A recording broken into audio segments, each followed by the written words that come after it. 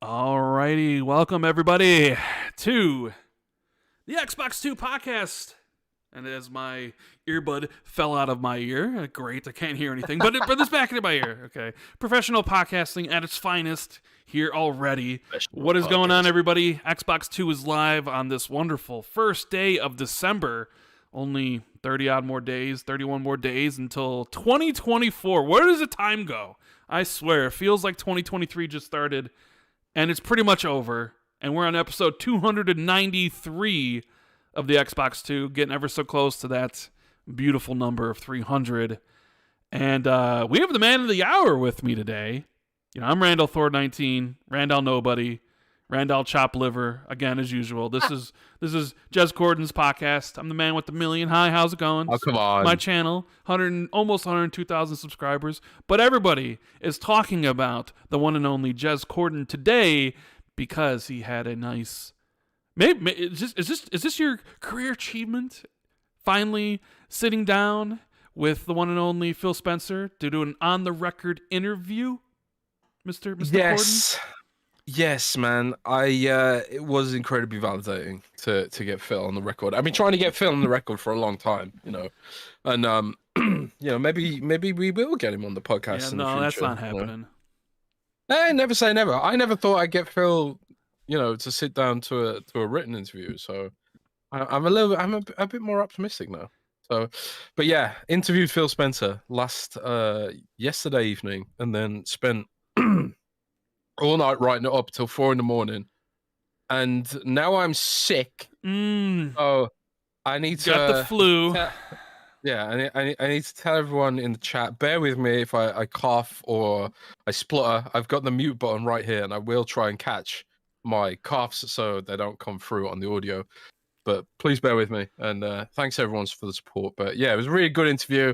We're going to be talking about all the little details from that interview. And yeah, it's been a pretty cool week over here, man. Yeah, has it been?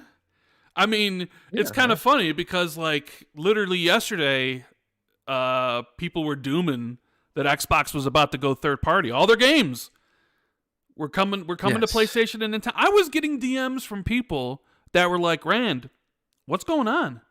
And I'd be like, what do you mean? He's like, Tim Stewart says they're going third party. And I'm like, oh, he did? And you're like, yes. Should I get a PlayStation 5 to play Hellblade 2? And I'm like, oh, you think Hellblade 2 is going to be coming out for PlayStation when it comes out for Xbox next year, right? And they're like legitimate people, like, and it wasn't like trolling. I could tell they were like, what's going on here? And I was just like, oh, this has actually turned into a thing. You know, it's just like people are, you know.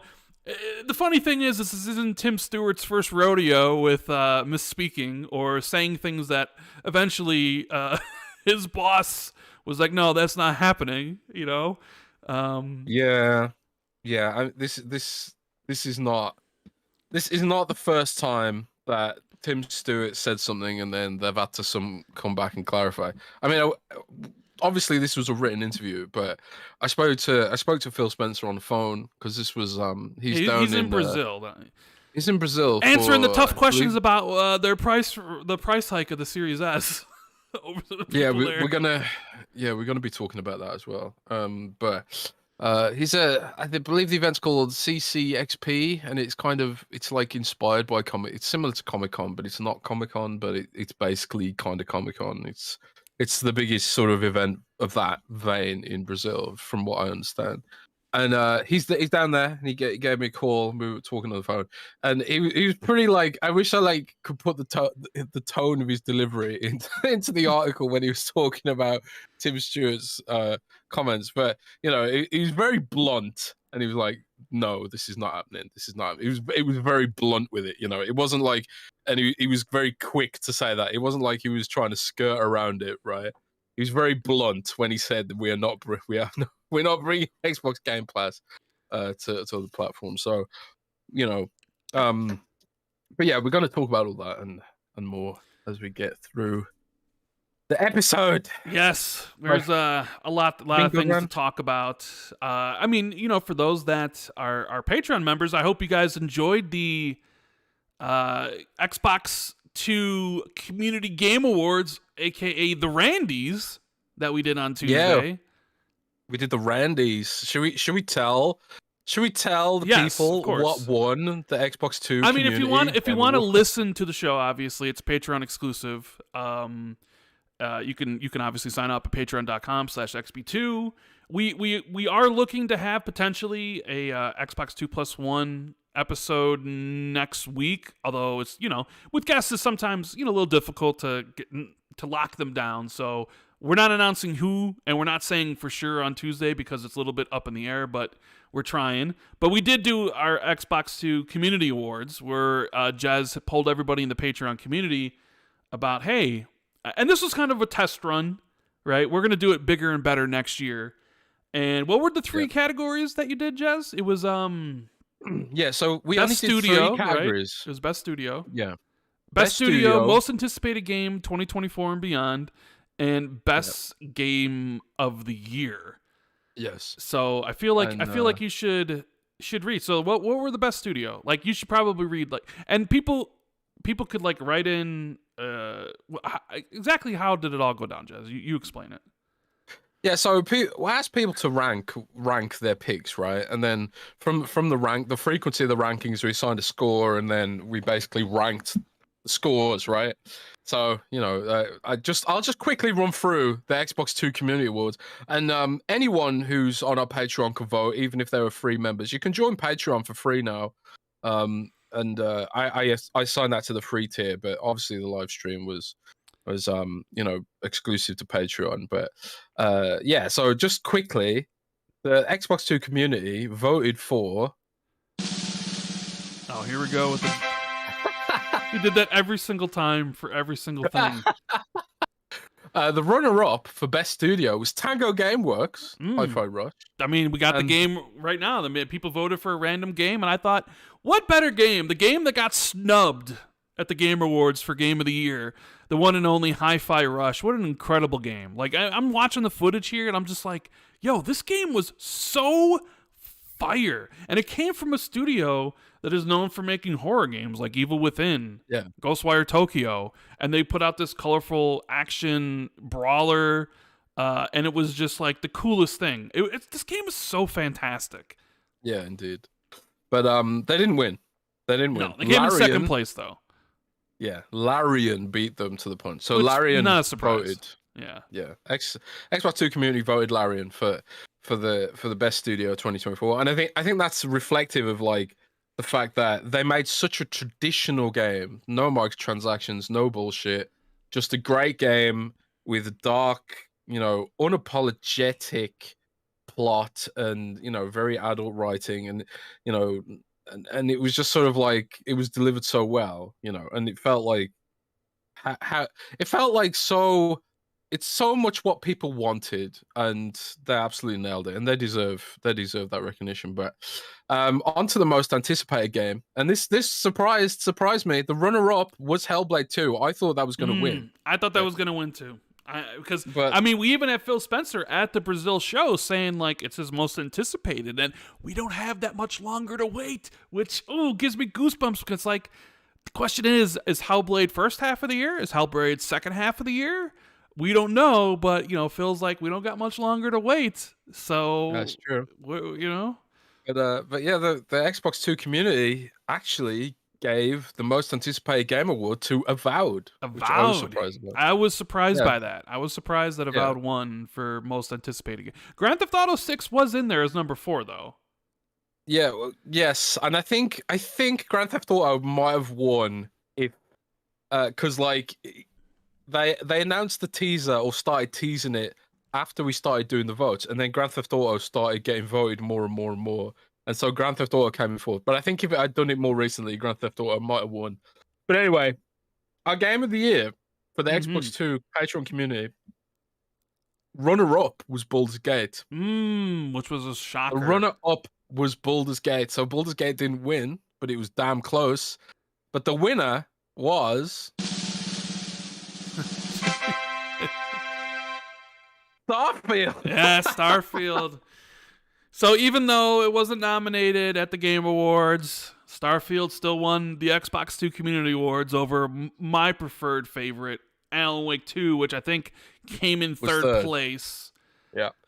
I'll read the top 6 ranking out. So Starfield was voted the Game of the Year 2023. Baldur's Gate was the runners-up. Alan Wake was third. Zelda was fourth. Zelda should have been 0. Yeah, and for a while, it looked like Zelda might win initially. Hi-Fi Rush was 5th, and Hogwarts Legacy was 6th. Not bad list. That's what the Xbox 2 community voted for, and that's how they ranked those games. So that was fun. Next year we'll go harder on that. Yeah, and more kind of like a test run. Yeah, we'll do more categories and stuff. This was just kind of a test run, It was a test run. It was fun. But yeah, we had a little intro made and all that kind of stuff. It was really funny. Yeah, there's some money put behind it.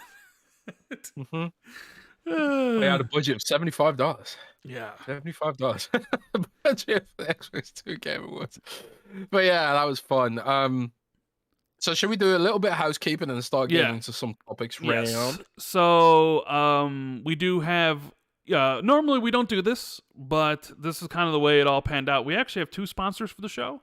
So we'll do the first ad read now, and then we'll do the second ad read a little bit later. We try not to do this, but it's just the kind of way it all, like, sometimes these, the advertisers want, like, reads by certain, periods of time, and they just kind of both landed on this one. So we got 2 sponsors for this episode, and the first one is Raycon, Jez. Indeed. And, to be fair, what we're selling here is actually pretty cool, and they're actually really good deals, and I'm actually significantly excited about the next one. But indeed, this week's episode of the Xbox 2 is sponsored by Raycon. I'm sure you've heard of Raycon from their countless collaborations with creators across the digital world. In the 5 years plus since their launch, they've become known for a few things: all-day comfort, perfect fit, and impressive battery life. But of course, premium sound at affordable prices, which is why I'm excited to share that a new player has entered the game. Raycon's gaming series headphones. Hypersync low latency technology lets you hear what you see lag-free. Haptic vibration enhances your immersion with sound you can feel. 3 sound profiles. Choose your character: pure, balanced, or bass. Yeah, and Rand, I believe you've been using Raycons. I've been using Raycons for quite some time. And one of the things I like to use them for is listening to podcasts. I mean, there's a lot of great podcasts on the Xbox community, from Mr. Boonsticks to, Colt's X&C show to Kay Asante's and Everborn show. There's so many, and it's it could be a little difficult keeping up with them all. But when I'm doing work on my PC, I usually have my Raycons in, and I'm just listening to the podcast, blaring through, those earpieces. You can use that. You can use them for that. You can use them for, it's a little bit cold now. I was using them to go out for walks, pairing it up with Spotify, listening to the music and things like that. And you can use it for gaming, hands-free. Just put the earbuds in. They're actually, pretty comfortable, and the sound's great, and you can answer the calls and everything. So, I like my Raycons, Jez. They're pretty good. Yeah, I've heard good things about Raycon, but the deal here is so you can stay on the winning team and go to buyraycon.com/XB2 today and get 15% off your next Raycon order. You'll also get $20 off Raycon gaming earbuds and $10 off their gaming headphones if you head to buyraycon.com/XB2 and score 15% off, and then even more savings at buyraycon.com/XB2. patreon.com/XB and the number 2. And the link should be in the description. But yes, huge thanks to Raycon for supporting the show. They've been with us for quite a while now, and it really does help a great deal. We've also got some Patreon shoutouts to get through. Yeah, we do have the wonderful people at Patreon. Hope you guys enjoyed the episode, Xbox 2 community. Jez, I was thinking, and I was going to say this to you behind the scenes, but I figured maybe we can get some actual feedback while we're live. The thing is, like, me and you, we kind of have differing schedules, right? Mm. Which is, and people always ask us to do, like, gaming night, where we, like, get together, play games with the community, but you're usually on at a different time and I'm on. But I was thinking, what if we did something like this month, because it's the end of the year, where we just hopped in a Discord call with anybody that wanted to, and we just, like, talk gaming and stuff. You know what I mean? Yeah, that'd be really sick.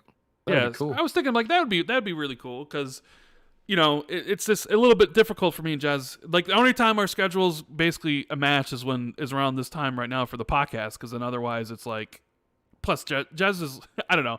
But I was thinking that I want to get to know more of the people in the community, so I was thinking, like, we should do something like that.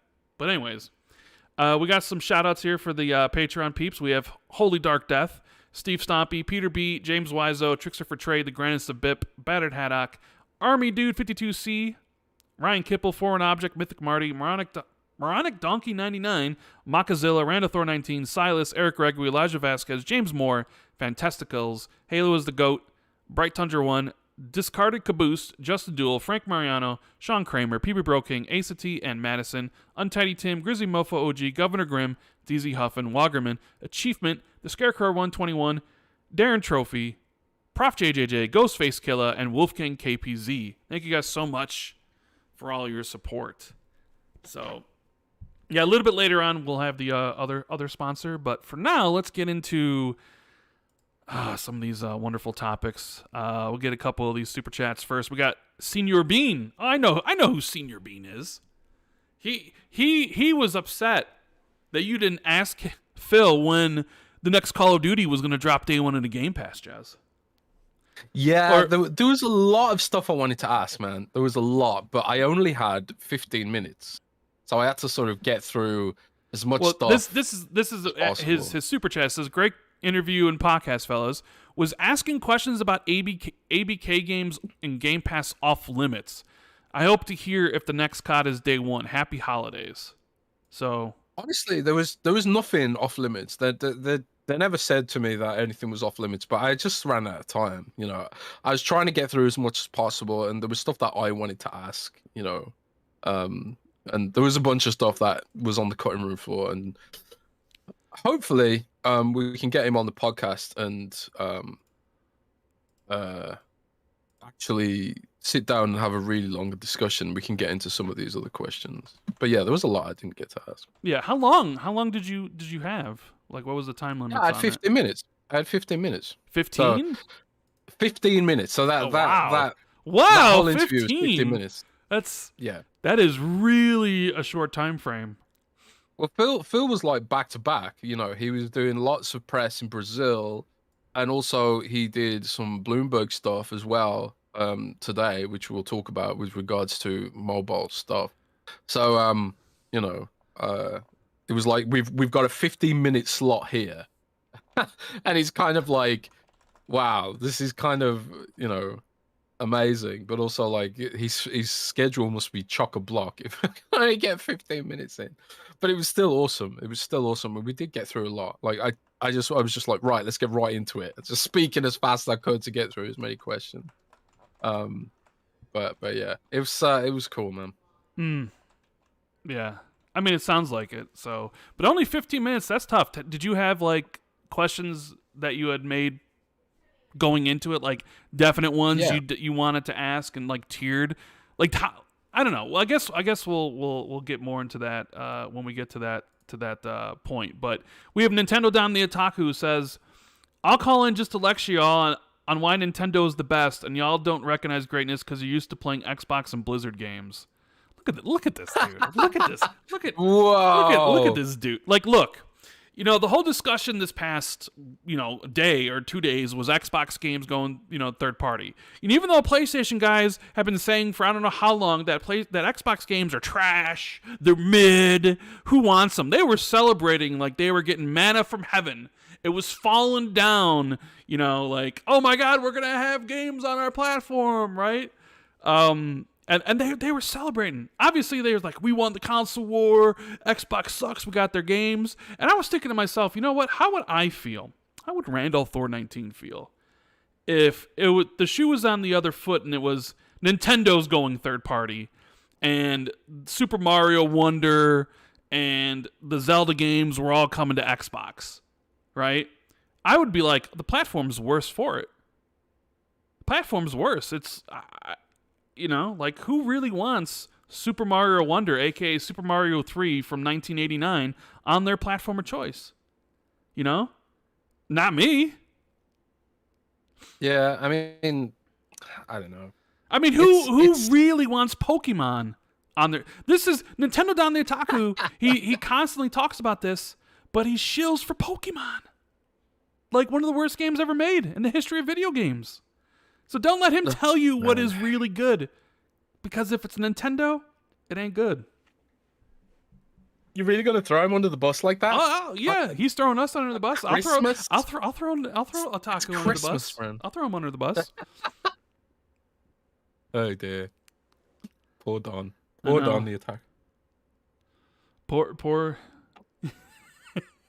I'm kidding, by the way. I'm kidding. Yeah. People might take that seriously. But I'm just kidding. Yeah, it's just kidding. The Nintendo's awesome, and a lot. It's really funny. A lot of people were saying to me, "Jez, did you ask him about Scalebound?" And I was like, I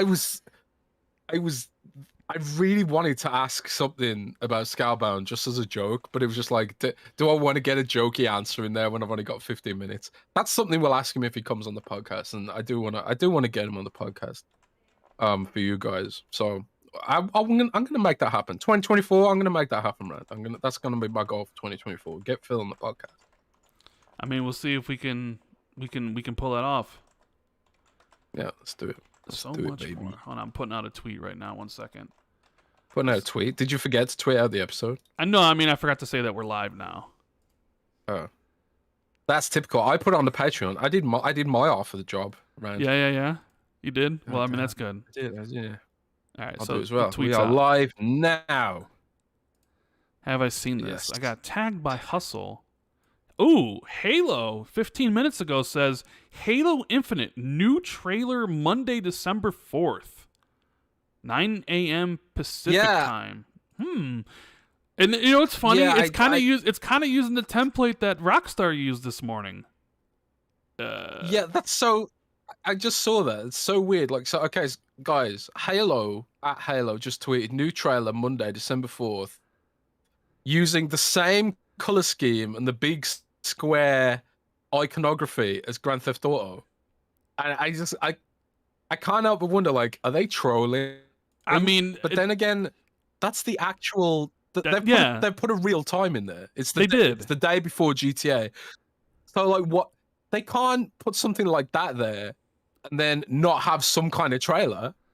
That's kind of thing. And Zach Riley in chat just said Fall Guys has done the same. So it seems like a bunch of devs are jumping on this now, but it's like, seriously, Halo, you can't tease a trailer and then not deliver one. So I'm a bit confused. Fall Guys has a trailer on December 6th as well. I'm a bit confused right now. So are they actually putting out a new trailer on Monday, or are they really just making fun? I mean, I don't want to say making fun, but are they just kind of having a laugh at Rockstar's whole thing this morning? I'm a bit confused. Is this something for real, or is this Jez? What do you? I mean, it's for real, man. The fact they put a date and time in there, which isn't the same as the Grand Theft Auto one.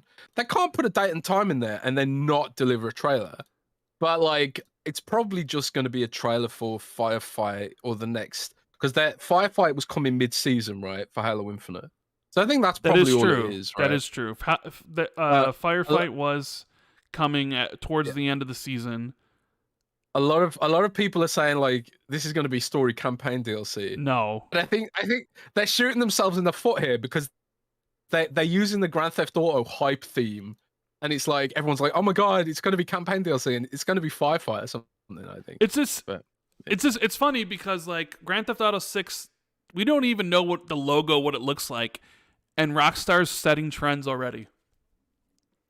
You know what I mean? This is the power of Grand Theft Auto. This tweet. Grand Theft Auto Trailer 1 Rockstar Tuesday, December 5th, 9 a.m. ET with Grand Theft Auto 6. 1.2 million likes in a few hours. 72 million views on the tweet. Ooh, man. They have blown up the whole internet with this shit, man. Dude, Tuesday is going to be... Are you excited for Grand Theft Auto 6? Yes, absolutely. I loved... 10 years. I love Grand Theft Auto 5. I'm trying to remember what I gave my game of the year to in 2013, and I know it was between Grand Theft Auto 5 and I think BioShock Infinite was that year, if I'm not mistaken. Maybe even like the your memory's way better than mine. I think the reboot, the Tomb Raider reboot, was also 2013, if I'm not mistaken. I don't remember which game I gave my game of the year to. I just know I love BioShock Infinite, which is funny because when people talk about BioShock Infinite these days, they talk about it like as like the game was like always trash or something. When, you look on Metacritic, I think it's like a 94. I mean, I don't know if I'd rate it a 94, but I mean, I was blown away by BioShock Infinite. Maybe some of the luster's worn off. I mean, I haven't played it since 2013, so maybe if I went back and played, I wouldn't enjoy it as much. But man, 2013 was packed with a lot of stuff because like next gen didn't... It sort of felt like the previous generation went on a little bit longer than it was supposed to. But yeah, 2013 had a lot of great games. I'm just trying to figure like, was GTA 5 my game of the year or was it BioShock Infinite? Last of Us 1 was also that year. Crazy. We do have a super chat from Special Nick. He is here. He has dropped it. And, we always make fun of Special Nick, right? It's kind of like a pastime on the show. And he always comes in here with, like, these Australian didgeridoos, right? He's got, like, $2 Australian, which is, I think, like 25 cents US, Special Nick with the big money. He says, congrats on the interview, Jez. He says, all the best. But then, earlier in the Discord, you were getting slandered, Jez. You were getting slandered. Did you know that? Slandered by whom? I've been muted for ages now. Yeah. Sorry about that. You were getting slandered. Even Special Nick was slandering you. Special Nick was saying if Jez is hyping something up, then it's absolutely nothing. Don't people were saying don't believe his lies because your track record for this year is it's debatable. Like, your BlizzCon hype. That's awesome. Your BlizzCon hype was what are you talking about? BlizzCon was amazing. Yeah, I still thinking about how great BlizzCon was. Yeah, but you hyped just because everyone's got bad taste. No. We are not doing a revisionist history of you hyping up BlizzCon. You hyped up BlizzCon because of a 3-minute Phil Spencer appearance that you knew was happening. And you said Xbox fans needed to tune in and PlayStation fans shouldn't. I never said PlayStation fans shouldn't. Yeah, you did. Yes, you did. I literally did not. Thank you very much. I don't know. No, I did not. I said I said Xbox fans will want to watch it. Mm-hmm. Not only that, but you hyped the PlayStation showcase to the moon and back. What? The PlayStation showcase was lit, man. What are you talking about? I mean, it was lit for Xbox fans and all the salt that happened afterwards. But I remember, people remember Jez. They were like, don't believe his lies. If Jez is hyping something up, it doesn't mean anything. Wasn't Metal Gear Solid 3 revealed at that event? Indeed it was, which you said it would be. Wasn't that cool? I mean, yeah, it was cool. And it was even cooler that it was multi-platform for sure. Exactly. But let's so, but all let's in all, a good event. let's not like say like when Jez hypes something up that sometimes it doesn't live up to people's standards. Well, people's standards are just unfair. People's standards are just unfair. Like, what did they expect? What did they expect exactly? I thought BlizzCon was very, very grand and very, very lovely, and I thought the PlayStation event was very, very good as well. I'm looking forward to Metal Gear Solid.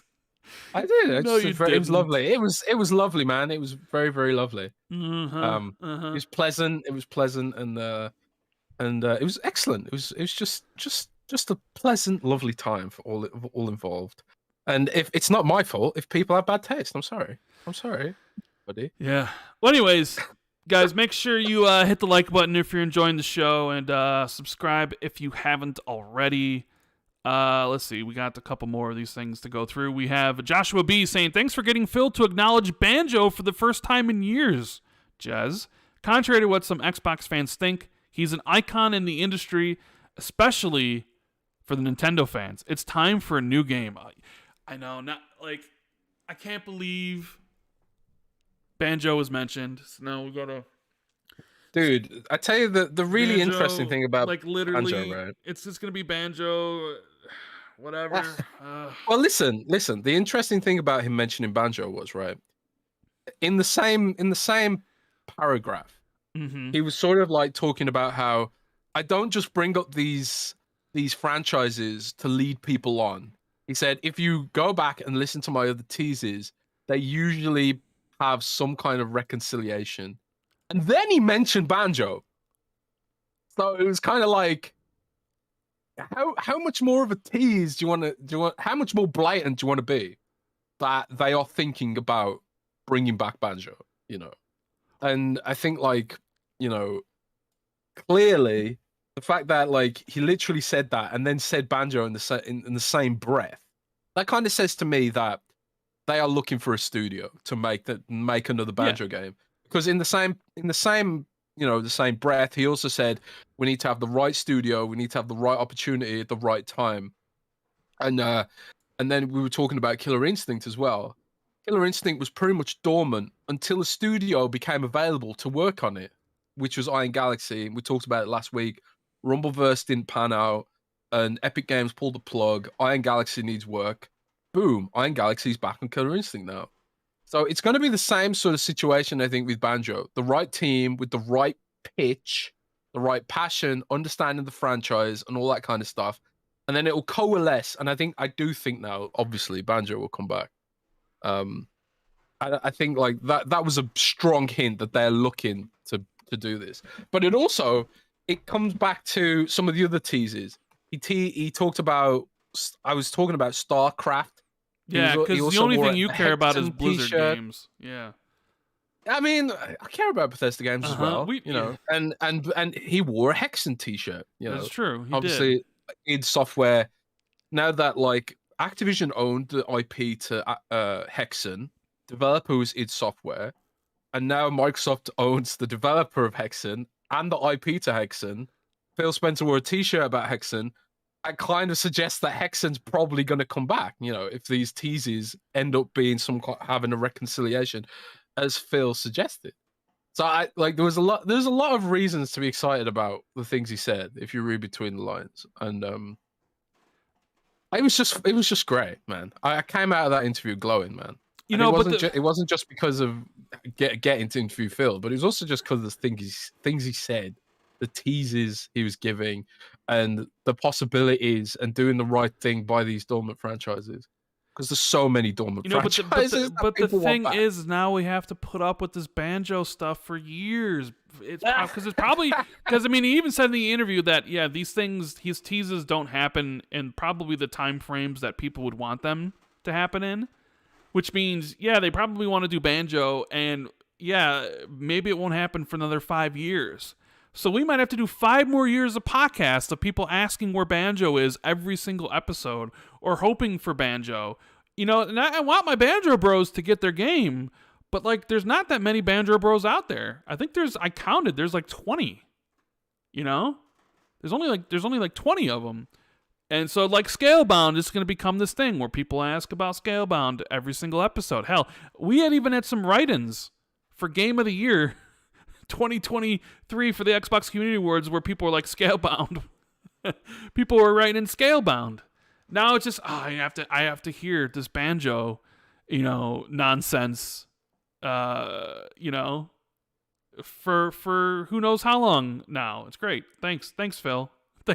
Thanks for bringing Banjo up. Rand, I'm kind of getting the impression a little bit that you're not a big Banjo fan. What makes you say that? Is that fair? What makes you say that? Is that fair to say? What makes you say that? I don't know. The fact that you're complaining about having to hear about it now. Yeah. But I was really... I never prompted Phil to mention Banjo. That was all Phil. I never mentioned Banjo. I was like, Phil, I mentioned Warcraft on Xbox, Heroes of the Storm, and StarCraft, because I wanted acknowledgement of those. Phil's the one who brought up Banjo. So that's a pretty big hint, I would say. I never mentioned Banjo. That was all Phil. So okay. All right, we got Euro Malice saying, good interview, Jez. Split this Tendo with Rand if you want, with the winky face. We have Book and Beard saying, do you think Windows 12 will have a similar mode that is more focused on devices with the handheld form factor, similar to the way Windows 8 had a tablet focus mode? That's a question for you, Jez. Sorry, can you repeat that? I just got a message at work I had to deal with. Do you think that Windows 12 will have a mode that is more focused on devices with handheld form factor, similar to the way Windows 8 had a tablet focus mode? See, I kind of wanted to get in that question as well, but I thought it was going to be like difficult for Phil to answer because of the way Windows is a different department, and I kind of had instinctively thought Phil won't want to answer for another team. And also that might end up being like a technical discussion. It might end up being like taking up a lot of time. Personally, I think in the near term, it's going to be some kind of app layer like the Xbox app. So like, I can see them doing something like, instead of like when you press Windows key and G on your keyboard, right now it brings up the Xbox game bar, right? I can see a future where the game bar is expanded to be a tablet kind of mode, but it'd be more like an app overlay rather than like an entire shell on Windows 12. But it's weird because Microsoft did develop technology to do this years ago, and Windows Central reported on it. It was called C Shell, like as in the letter C for composable shell, and I suppose it's kind of serves like seashell as well, right? They have the tech to do this, but they have never really used it. But Windows 11 does have like a tablet mode, but all it does really is add some padding to some elements and stuff. I mean, you can see from the interview, they are thinking a lot about handhelds, and I suppose in the near term it will be overlays rather than a whole operating system. But who knows, man? Because I think like these handhelds are probably going to be a major part of PC gaming's future and Xbox's future too. You know, I love the fact, Rand, by the way, I absolutely love this. Over the summer, I was playing Remnant 2 a fair bit, right? Which now, by the way, got shadow dropped on the Game Pass. Yeah, exactly. So which is kind of shadow dropped into Game Pass. And I was like, oh, that's cool. I own the game, but that's cool. But then I realized, what does it mean that it's now in PC Game Pass? What does it mean? It means that now it's cross-save on the Xbox platform. And I know they were exploring adding cross-save with a proprietary system as well, similar to what Cyberpunk has. But now that it's Xbox Play Anywhere, because it's in Game Pass, because that's part of the deal oftentimes when you put a game in PC Game Pass, now I get my cross-save. When I play it on the Asus ROG Ally, I can bring my Xbox save over to PC without having the Steam version, which is awesome. And some of those things Phil was talking about in the interview was like the cross entitlement, you know, buy once, play anywhere, and having cross save and stuff. All that stuff as well needs to be improved on Windows, in addition to like just the way it looks. And they're pretty sure they are thinking about all this kind of stuff. It's just awesome. I'm really, really interested about where this is going to go. Yeah, Eric83 says, audio from the Phil interview question? Without it, got nothing. I wouldn't say you got nothing without it. I mean, sure, it'd be better, if you could hear the audio, because you could hear the inflections and in Phil's voice and stuff. Like Jez mentioned when he how he talked about that not going to Game Pass, not going to PlayStation or Nintendo. Sure, like of course, audio would be the preferred format to hear it in, but is there a reason why you couldn't release the audio? Is that just like, hey? Well, I recorded on a phone. Okay. The quality is not good, and he was calling from Brazil, and I'm in Germany. The audio quality is not great. So I mean, so that's why I didn't release the audio. But I was never told that I couldn't. I don't think, but I just didn't want to because it doesn't sound good. But if we like I say, like 2024, my goal is to get Phil on the show, and then we'll have good audio, so we can ask all those, make it a video, and do like with the proper studio mics and all that kind of stuff. Because this honestly kind of rushed. This all came together like within a few hours. It was all rushed and very quick, moved very quick the way all this went down. We have Delilah HD saying, "Nice interview, Jez. Tell Rand to share that YouTube plaque with you. You need your own copy." Yeah. just cutting it off. That plaque is mine. It's mine. It's my precious. John G, member for 31 months, says, "Sup? What's going on?" Nintendo Don the Otaku says, "Microsoft owns the most bottom-of-the-barrel 3D platformer IP, Banjo and Crash. Don't need to be brought back. They were trash. Spyro is the only decent one." I don't know. I mean, now that Mr. Nintendo Don says that, Banjo's pretty awesome. Because we got to do the opposite of whatever he says. Sin Vendetta says, "As a huge Banjo fan, Phil mentioning it makes me so happy. I've been looking forward to a proper Banjo 3E for decades now. Banjo Bros Unite." It's probably more going to be a Banjo remake if I had to guess. I can't imagine them doing a sequel. And isn't Banjo 3E like literally just... Isn't the third game Banjo Nuts and Bolts? I don't know. I'm not familiar with Banjo. Didn't Nintendo copy Banjo Nuts and Bolts with Legend of Zelda, Tears of the Kingdom? Didn't they just kind of just been like, "Oh, look, Banjo did this. Let's take it for our game, and everybody will call it unique." Damn, you're really gonna do Zelda like that? You're gonna have the Zelda. Dude, the Nintendo fans are gonna be coming. No Nintendo fans listen to this show. Come on now, and everybody knows I'm joking when I talk about Nintendo, anyways. I don't know about that. I'm joking. Sure, bro. Joking. Yeah, okay, Rand. I'm joking. What can I say? Alex Voyage in chat says, "Is today the bad take Olympics?" Oh, we have a Hitman official saying, "Get Playful Studios or Playtonic to make Banjo."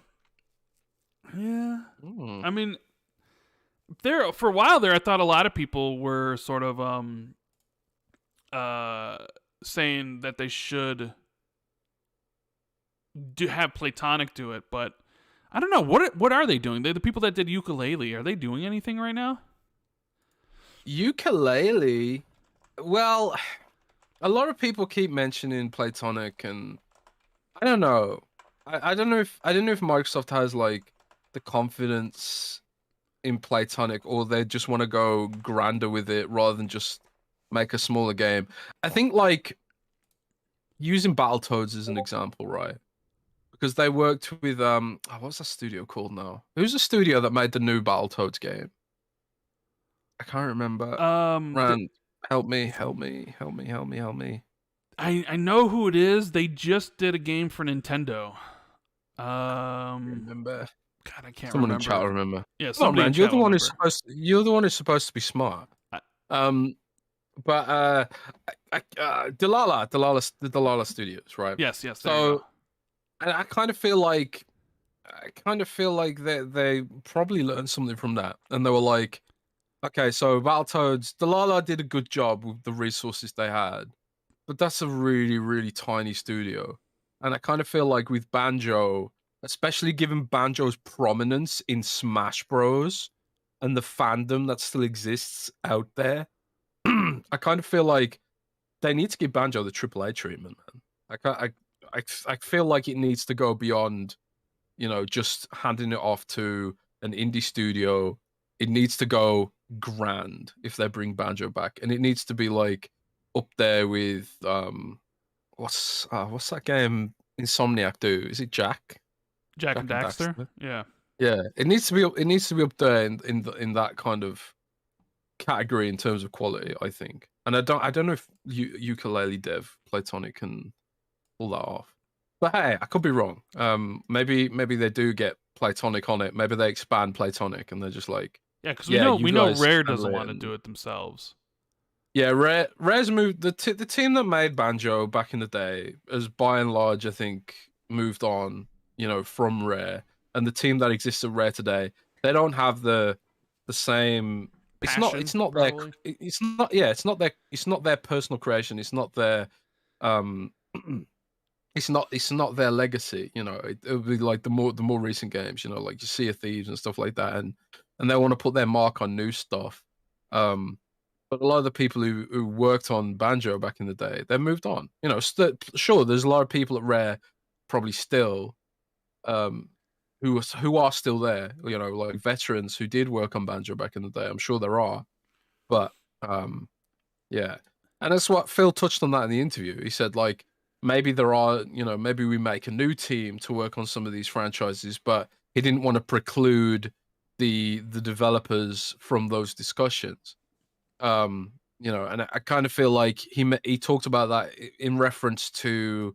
potentially in reference to things like StarCraft, because when Mike Ibarra was talking about bringing StarCraft back, he was saying it's not going to be an RTS. Well, and to me, he's saying it could be something else. He didn't necessarily say it's definitely for sure not going to be an RTS. He was just saying, yeah, but I don't think Blizzard has an RTS team anymore. A lot of the developers that made StarCraft went off and made a new studio. That is true. And they're building a new game that looks a lot like StarCraft. I can't remember the name of it off the top of my head. But a lot of the team that made StarCraft went off, made a new studio, and they're building their own StarCraft now with a new IP that they own themselves. But so that's why, like, maybe in some cases a new team would have to be created to facilitate this. But I think, like, if they do Banjo, that's what would have to happen. Maybe a new team. No, I agree. Or I agree with you on that. Someone in. Yeah. It's almost like kind of how the Killer Instinct Anniversary Edition sort of seems like it came out of nowhere, mainly because it looked like Iron Galaxy had work because Rumbleverse was shut down, and and it's like, hey, we want to do Killer Instinct, and it's like, you're the former developers, because we even have a question here from For Anonymous Fortheist. He says, I'm a passionate fan of Killer Instinct. Is there new information about development of the Killer Instinct franchise that you can share? I mean, we don't know anything more than what's already out there. The game's out, by the way. Killer Instinct Anniversary Edition is available on Xbox through Game Pass, through the Windows Store, and through Steam. And I think it's just the beginning for the franchise. I honestly think in a few years, I don't know how long it takes to make a fighting game, but I'm just going to say a few because that typically seems like how long development is these days. So yeah, I'm of the belief that there's going to be another Killer Instinct down the road. Maybe at the start of next generation, because we're in 2023. Maybe they gear one up for the beginning of a next gen, kind of like how they launched the Xbox One with Killer Instinct. I remember how hyped people were for that announcement. You remember that? How hyped, like, it was just like, oh, Killer Instinct's back, and they had the trailer. I remember seeing like the YouTube video of Maximilian Dude crying, when it was unveiled and stuff. I was on Discord, or maybe it was Skype back then. I don't know. I was on I think I was on Xbox Live. Discord back in 2013. You time traveler. Yeah, time traveler. No, I was on Xbox Live. I think chatting to a friend, watching the show live, and like when that initial sort of percussion comes in, the Killer Instinct music, we both started screaming into the mic. Right. Yeah, it was such a nostalgia hit, man. Such a nostalgia hit. Yeah, and it was a great game too. That was the thing. People were a little bit maybe down on the free to play aspect. How they had like I think it was like a character that would A rotating character like rotated, League and of it was like Legends, it was from Double Helix, who weren't really that known. I mean, I think they were about to put out Strider on the Xbox One, which was a cool game.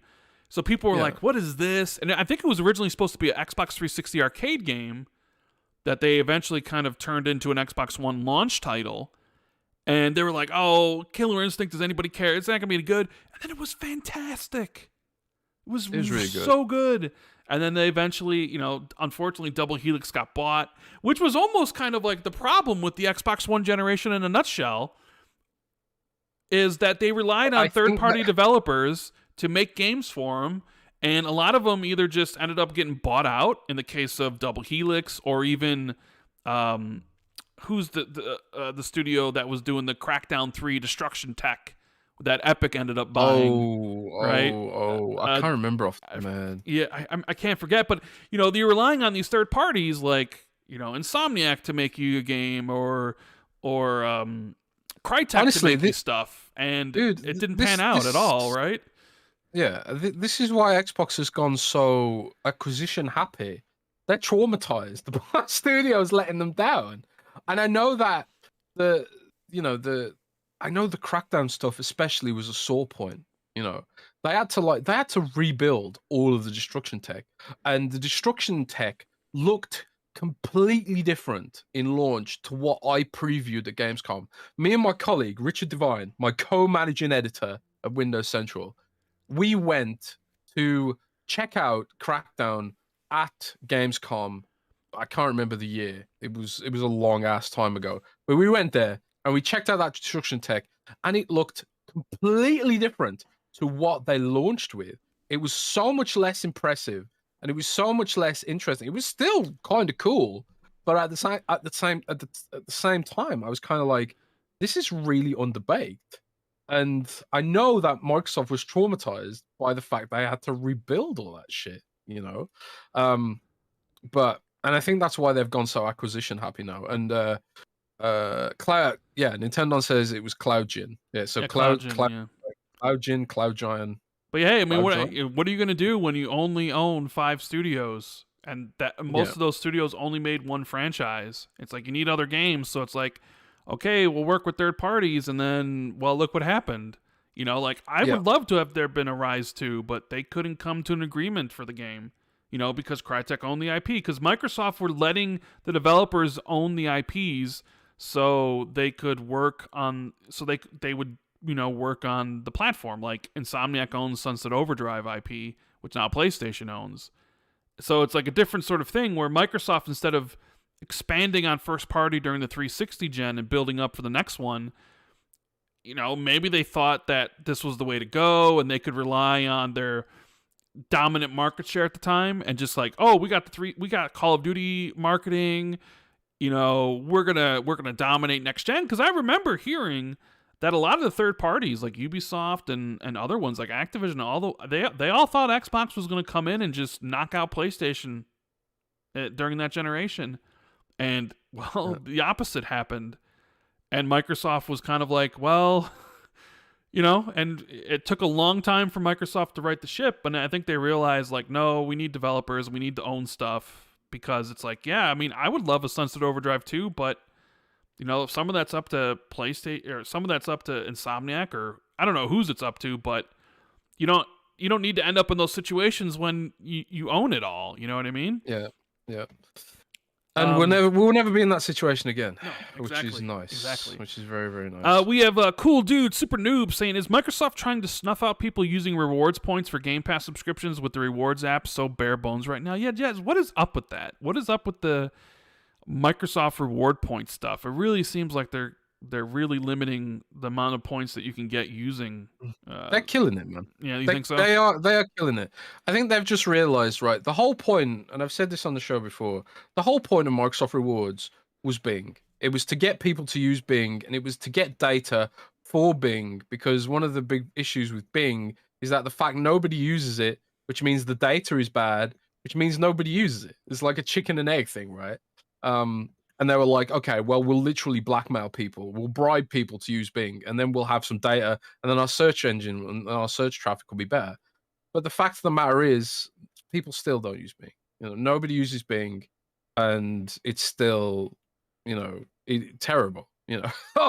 Overall, it's okay for like I use Bing. I use it partially like in a journalistic way, and now it's just kind of a habit. And then it was just kind of like, oh wow, with Microsoft Rewards, I can buy all this. I can buy all the microtransactions from Diablo and Overwatch without spending a penny, which is great. But over time, increasingly so, it seems like Microsoft's just been like, we're just giving away money for free and getting nothing for it. And I think AI has really changed what Microsoft wants Bing to be. So like, I think with AI, they're kind of thinking like, we don't really need to bribe people anymore to use Bing because now we've got AI and that can be the unique value proposition or whatever. It's still not going to work. People still aren't going to use Bing. But I do think like the days of Microsoft Rewards being good are well and truly behind us. I don't. I think that's That's a it. shame. I think it is a shame. I didn't use it that much. I only really used it. I used to remember when they would have like the punch cards where it was like, oh, if you bought this game, you get 6,000 points back, and you buy the big. And it was usually like every big third party game that would come out would have a punch card, and so you would get some money back. And I guess you still get some points back when you buy stuff, but yeah, it's definitely been neutered for sure. Josh says Xbox 2 is my most listened podcast for the year on Spotify Wrapped. Thanks, guys, for making the time go by at work, and congrats on the interview. Love from Kansas. Well, we got love here from Chicago and Germany. Yeah, we got to mention that, Jez. All the wonderful people. A lot of people were sending us Spotify Wraps. Yeah, that tagged us in their Spotify Wrap stuff, which is really cool. Amazing, to see us up there with, the titans of the community, like to see us up there with, like Paris and Gary and Mike, Kind of Funny Xcast, right? Yeah, or up there with Destin Legary and Ryan McCaffrey. Big budget podcast Unlocked. Us a little, we're not backed by huge, conglomerates or whatever. We're just two dudes, very professional. And it's really cool to see that, yeah, I mean, above our way. Yeah, I mean, it's super cool to always see people who in the chat will be like, "This is my first time listening to the show. I discovered it on Spotify or iTunes or whatever," right? Because I mean, there was talks. Some people were like, "I don't want to, add my show to Spotify or because I want people to listen to it on the live YouTube stuff." And Jez, you were like, I really want the show on the podcast apps. And I was like, okay, yeah, that's not a problem. And I feel like it's helped. Plus, I'm also a fan of like giving people options of like where they want to listen, because not everybody wants to listen on YouTube. YouTube drains a lot of battery, uses a lot of data. So, and people have their own ways they want to listen. So it's like, yeah, some people just. I only use Spotify or iTunes, so you got to be where the people are, Yeah, and that's what it's all about. We wouldn't be here if it wasn't for the people. So people always have to come first. And that's I kind of, try and follow the sort of, some of the other big community podcasts and the way they do things. And putting the community first absolutely has to always come first. Yeah.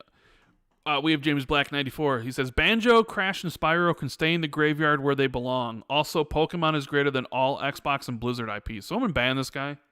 Whoa. Can someone literally ban this guy from our chat, please? Oh, man. That is pure capping right there. Holy cow. That's capping. You know what I think's really funny about Pokemon, right? Like, Pokemon has become so bad that people make their own Pokemon games. Have you seen this, Rand? No, I have not. Have you seen? No. So there's so many custom Pokemon ROMs out there where people have been like, okay, Nintendo won't make a good Pokemon game. They won't give us what we want. So screw it. We're going to literally make our own Pokemon game. And some of these like fan-made Pokemon games are so popular. And they've got like more adult difficulty and more interesting features and all this kind of stuff. I don't know of many other games out there where the community has to literally make their own game because Nintendo can't do a good job of it. That's what I find really interesting about Pokemon. But hey, this is the Nintendo slander podcast this week.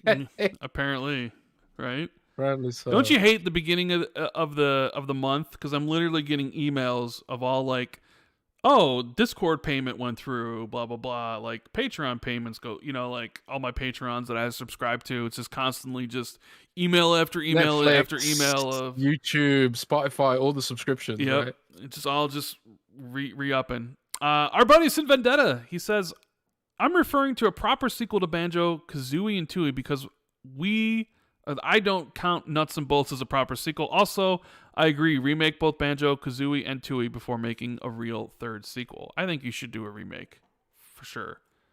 JD Gamer says, Alex Smith, former Ben Studio dev, is reporting that PlayStation has GTA6 marketing rights and it's launching on console first with PC 1 year later. Is this true? Well, who said this? Alex Smith, former Ben Studio dev, but I also think he was the guy that said Sony was going to buy Bandai Namco, and it was happening real soon or whatever. But either way, here's the thing about this. It's 50-50. Like, if you go with history and you say PlayStation has it, you're probably more than likely going to be right, because they had it with Grand Theft Auto 5, and they had, like, the special deal with Grand Theft Auto 5 on, next-gen consoles. I mean, the very first PlayStation 5 showcase started off with Grand Theft Auto 5, if you guys recall, right? So, it's like, yeah, if you come out there and say, guess what, Grand Theft Auto 6 marketing is with PlayStation, you're probably most likely going to be right. There's only two choices, Xbox and PlayStation. And, yeah, I mean, if I had to put money on it, too, I would say PlayStation has it, right? So, I mean, like, you don't need to be some sort of insider or whatever to say that, like, oh, you can look at recent history, you can look at history overall, and you only have two choices, either right or you're wrong. So, right? And then the whole PC thing, yeah, Rockstar is always, like, this is the other thing. You look at history, Rockstar has always released their PC versions of their games later than their console versions, right? Mainly because, like, people will double dip, or maybe because they don't have the bandwidth to make both versions at the same time or what have you. They're big games. Right? So, yeah, these are all things that you could say and potentially make it seem like because you just know how Rocksteady operates. Although, with this time, I'm not too sure about the PC 1 year later, because Grand Theft Auto RP on Twitch and, is pretty big. And I would imagine they want as many people playing Grand Theft Auto Online as they possibly can. So I think there's a possibility that they still release it, PC, Xbox, PlayStation 5 at the same time. Although with Rockstar, you don't know. Maybe they can get away with launching the PC version a year later. But I mean, like, I wouldn't take this as like definitive proof, because it's just anybody could say this and be right. Because it's you're 50-50. And really, if you're wrong, nobody's really going to remember. People only celebrate their wins. They just kind of hide their losses, right? So, I mean, but did I mishear, or did he say there was timed exclusivity to PlayStation? No, he says reporting that PlayStation GTA6, that PlayStation has GTA6 marketing rights, and it's launching on console first with PC 1 year later. Nothing about exclusive stuff.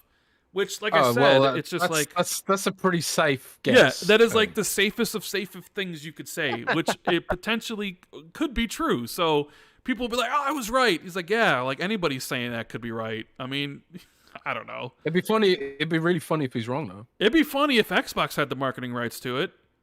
It would be funny, yeah. But then, I mean, nobody's out there really saying that. So, I mean, everybody assumes that PlayStation has the marketing rights. I mean, because I was thinking, like, how much would Grand Theft Auto 6 marketing rights cost? Probably a shit ton, right? How much do you think something like that costs? Like $250 million? Yeah, something like that. $500 million? $500 million? Nah. I'm just saying, like, it is going, like, there isn't the rumor that the new game is like costing like $1 billion or something? Yeah, it's a lot of money, bro. I know. It's a lot of money, bro. But it's like they've made their money from Grand Theft Auto 5, and you can rest assured that they're going to make their money on Grand Theft Auto 6. And I would imagine they're going to go on a marketing blitz whenever they get ready to release it. So, yeah, it's probably going to cost a lot of money. That's true. Yeah. We have One Bad Mother, our buddy. He says, Jez, congrats on the great article. Windows Central owes you many cans of beans for Christmas. With so many third-party studios managing costs, there's an opportunity to partner. Creative Assembly on StarCraft? Question mark? Yeah. See, this is what could potentially happen, and Creative Assembly did just announce, or it leaked or something. I think Jeff Grubb said this, that they're going back hard in RTS, working on like a really big IP or something. I want to say I saw.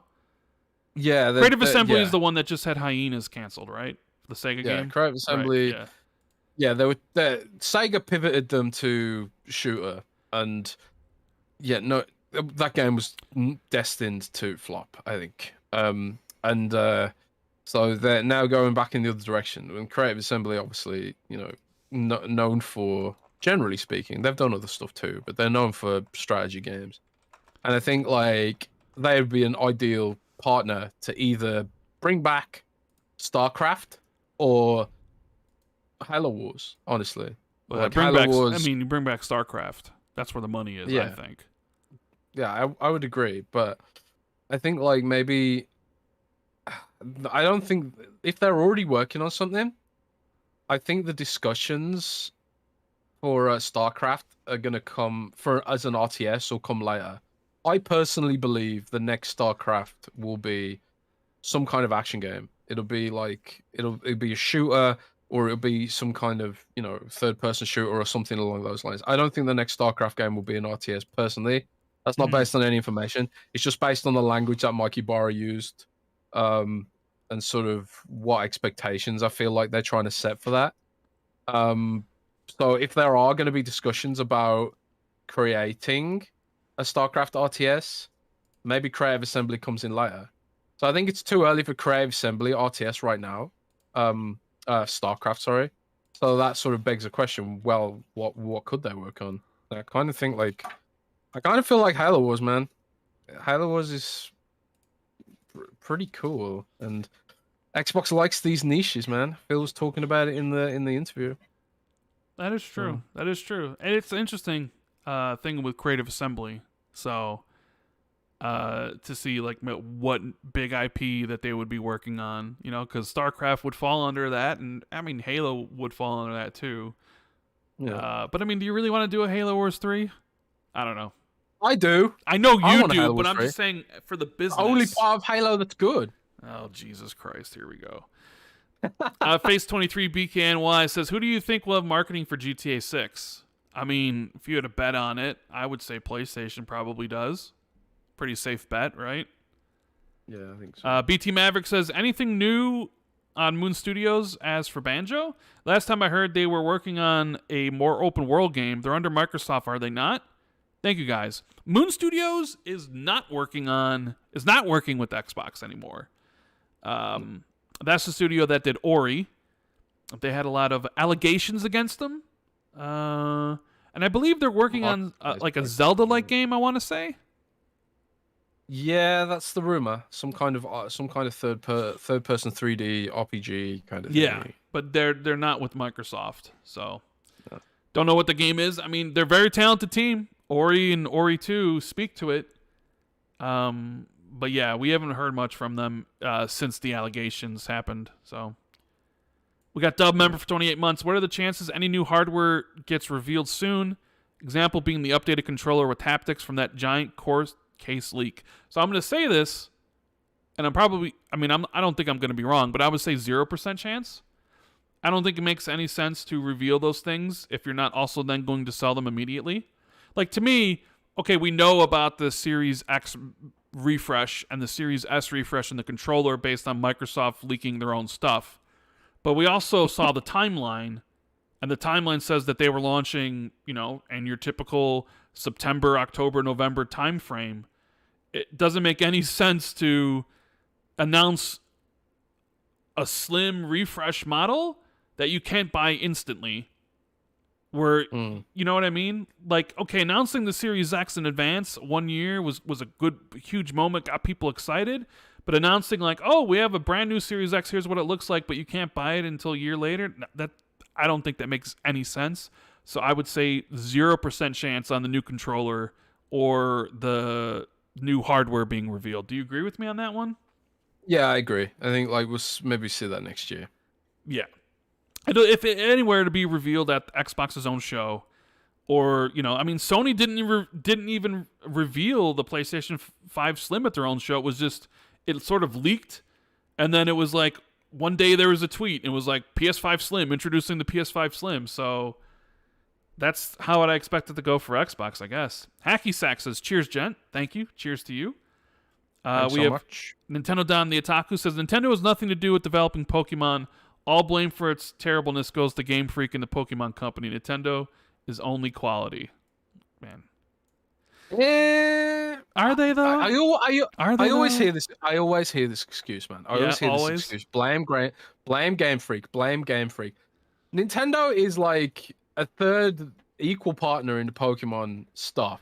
So like, if Nintendo wanted to make the quality of that game better, they sure as hell could. They could invest in growing Game Freak. They could be like, okay, you guys suck. We need to change the leadership here. I don't buy that, man. If this was Microsoft, you sure as hell know they would be getting blamed for this. They would be getting blamed for the state of Pokemon if it was Microsoft who owned them, and there'd be none of this. Oh, it's Game Freak, man. It's Game Freak. Look, I'm bitter. Okay. I want Pokemon to be better. I'm a Pokemon fanboy, and I'm bitter, because of the state of the games. And I grew up on that shit, man. I own every single Pokemon game. I even own the most recent Pokemon games, and I haven't even played them. I buy them out of habit. It's a real problem, and I haven't even played them. But yeah, I put a lot of hours into Sword and Shield, man. Like 300 hours into Sword and Shield, but at some point I just realized like the quality of these games just is so low compared to what PlayStation and Xbox would not get away with the kind of quality that Pokemon gets away with. And it's not like it matters because people still buy all the copies. People still buy them. I still buy them. So they don't care about the performance problems. I'm part of the problem. You are the problem. Part of the problem. But I'm resisting it now. I'm fighting back. I'm fighting back, baby. Good. It's about time. We got Face saying, "Do you think Sony will launch a PS5 Pro GTA 6 bundle?" I mean, if the marketing agreement has, that as a staple of it, then sure, yeah. I mean, if GTA 6 is coming out around the time of the PS5 Pro, and I was Sony, I would have bundles for both. I'd have one for regular PS5 and one for PS5 Pro. Yeah, why not? Wookie says, "Why doesn't Xbox take marketing more seriously? Don't they understand having marketing rights to games like GTA, FIFA, Madden, 2K is extremely important?" The marketing talk. Here we go. Yes, they do. Obviously, marketing is important. Nobody says it wasn't. It's just sometimes, you got to pick your battles. They're about to have Call of Duty marketing for the rest of time, which is pretty damn huge. And even like marketing for Bethesda games. Sometimes they kind of, I know they've had marketing for, I want to say they've had marketing for FIFA in the past. And I think they have had marketing for Grand Theft Auto in the past. Like they had the marketing for Grand Theft Auto 4. And Madden sometimes is with Xbox and sometimes with PlayStation. But they have had the marketing for FIFA. I remember because I was surprised. And like I was at Gamescom and there was a strong co-marketing presence for FIFA 1 year. But yeah, it ebbs and flows. It's kind of like, maybe 1 year PlayStation will win the bid and maybe 1 year Xbox will win the bid. I think it'd be really interesting to see. Like, I believe that I believe that PlayStation has the marketing for GTA just based on the history. But if Xbox has a marketing for GTA, that would absolutely blow that narrative out of the water. So let's wait and see. Let's wait and see if Xbox got the memo about Got the this. memo. I mean, yeah, marketing is always important. But I don't know. Like you market, like the thing is, like Madden is a game that's been coming out every single year for as long as I can remember now, and everybody knows it's on PlayStation and Xbox. Is it that important anymore? I guess you can make the same argument about Call of Duty. It's like everybody knows Call of Duty comes out every year. Everybody knows on what platforms it's on. Is the marketing that important? I mean, maybe it was important during the 360 gen and early PlayStation 4, Xbox One gen. Is it like that truly important anymore? I think there's a psychological component with marketing. There often is. Yeah, well, I think just seeing it associated with the brand makes it seem it's like a stronger, marketing beat because you see the commercials and it's like the Xbox logo pops up and people are like, oh, Xbox. So I would imagine it's important. And I would imagine it works because I don't think these companies would throw away their money if there wasn't any benefit to it. Like if they knew that it wasn't really doing anything, they wouldn't spend their money on it and they'd spend it on other things. Because these marketing arrangements probably aren't cheap. You know, they cost a good amount of money, and especially in an arrangement with Grand Theft Auto, probably cost an arm and a leg. And that's like, hey, you could partner with Rockstar for $250 million, or maybe you could spend that $250 million on something else. You know, there's opportunity costs you need to think about. So, yeah, but I mean, even just getting Call of Duty marketing rights back will be that. I mean, that should be pretty damn good. Buck says, Jez, I took Phil's comments on cloud to mean xCloud streaming high-end PC versions of all Xbox games to PC and console is the xCloud future. GeForce Now outperforms the Xbox Series X. If Xbox did the same, no need for the Series X Pro. The issue there is that NVIDIA can make its own GPUs and make its own server stuff. Microsoft is getting into this space. They announced that they've got server chips coming, so they don't have to keep paying NVIDIA. But they also announced in the same breath, we're investing billions and billions of dollars in acquiring NVIDIA tech for servers. That's for AI, though. It's not for xCloud. One of the strengths of xCloud is the fact that, or at least for Xbox, one of the strengths for xCloud is that it sort of encourages developers to build games for console. Because if they can reach more people on cloud, on their phones, then the developers have to build an Xbox version of those games, which also then benefits the Xbox platform, right? So like Microsoft can go to Square Enix and say, hey, look, Square Enix, you could have Final Fantasy 16 in the palms of every person on xCloud. And look, these are the markets where xCloud is most popular.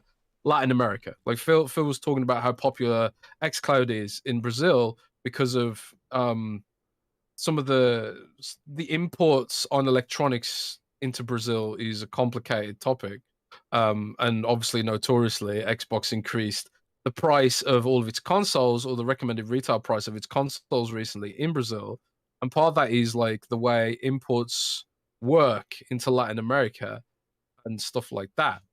And one way that a gamer can get this stuff cheaper is by playing it on xCloud. And xCloud is like baked into Samsung TVs now.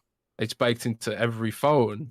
Like even iPhone, you can get it on iPhone by bypassing Apple Store and just playing it right out of the browser. And it actually often works better in the browser than it does in the Android app, to be honest. But yeah, I think what was really interesting to me in that interview about cloud is the fact that Phil was sort of still so bullish on it, because we've kind of had Tom Warren, I think, put out this perception that Xbox was done with cloud. But Phil was very much at this event saying the opposite, and they were saying like we slowed down our deployment of xCloud servers, but now we've increased them again to meet demand, and we saw that the queues were happening, so we've had to increase servers, and we're investing in growing there. And then he started talking about like what PC games look like for cloud on Xbox and stuff like that. So that suggests to me that they're still exploring this space and what it looks like in the future. And I think that's really cool that they're not giving up on it, because last year there was a lot of talk about them giving up on it in response to regulator stuff, and maybe a lot of it was just to convince regulators they weren't going to be a threat in that space. It's interesting how the narratives have sort of shifted now and then. But yeah, I don't think they're done with cloud. It's going to be, yeah. Yeah. Interesting to see where they go with that stuff. Big Afroman says, "What's up with Phil and Tim having opposing statements recently? It seems like Xbox still has messaging issues. You think they get a handle on it?" Yeah, we're gonna be talking about that in a little bit for sure. That is a big topic for the show. So you'll get your answer because some messaging problems, huh? I mean, but then I guess you also got to factor in who's the message for. Is Tim Stewart's not speaking to gamers? Tim Stewart's speaking to investors, right? He's asked about like, hey, how does ABK fit into your gaming strategy? And he gives his answer about that stuff. And then it gets, obviously like the websites all run it. And it's like, you read it and you're like, oh my God, Xbox is what? They're going PlayStation and Nintendo. And you're just like, we'll talk about that. Nintendo Down the Otaku says, Pokemon Company sets a schedule with a new gen every 3 years because of the anime and cards. Game Freak is too stubborn to expand or co-develop to meet the requirements for making big 3D. I'm just hearing a bunch of excuses right now from the Otaku. Just a bunch of excuses. Elijah Vasquez, member for 14 months. If marketing was important to Xbox, they'd massively increase their ads all around the world. But as it stands, Europe barely knows what an Xbox is. Yeah, I mean, we talked about that last week. Xbox is like, one thing that Xbox is really bullish about is making sure the business maintains a good margin. And I think, like, one of the reasons why I think Xbox has also been slower to convert Xbox One users to Xbox Series games compared to Sony converting PlayStation 4 users to PS5 is because Microsoft's kind of like, in terms of margins, we're kind of happy with letting Xbox One players stay on Xbox One as long as Call of Duty and FIFA and Fortnite and Minecraft and Roblox are maintained on those platforms, because a lot of those Xbox One consoles, they're only attached to maybe one game. And a lot of these games are still launching on Xbox One. Potentially, the margins are better for Microsoft to keep those users on Xbox, buying those games on the Xbox One, rather than selling them an Xbox Series S or X, which have wafer-thin, non-existent margins, and that probably extends to marketing as well. It's kind of like what I was saying before, and I've said this on the show before. If you've got a finite amount of stock to sell, and they are selling through stock, it's not like Xbox Series S and X consoles are sitting on store shelves, not being sold. They sell through their stock, Maybe it's better margins for them to not go so bullish on the marketing when the stock is still a finite thing. Maybe the demand just isn't, the supply isn't there to increase your demand artificially.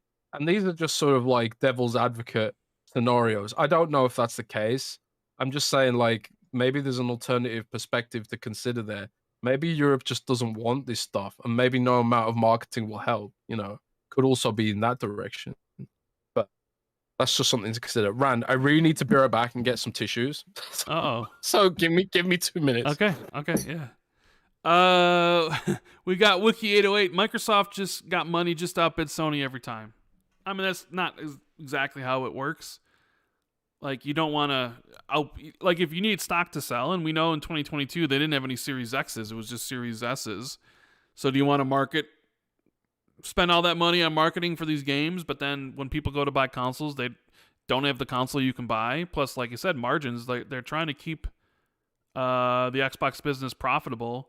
If you're spending a whole bunch of money on marketing, that lowers the margins. I mean, that's kind of the problem PlayStation has right now.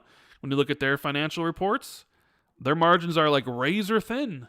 They're making a lot of money for sure. Revenue's coming in better than it's ever been. But man, their margins are so low. And it's because they're, selling these consoles. They're selling all these consoles, but they're selling it with like price discounts and that. So they're basically selling the consoles at loss.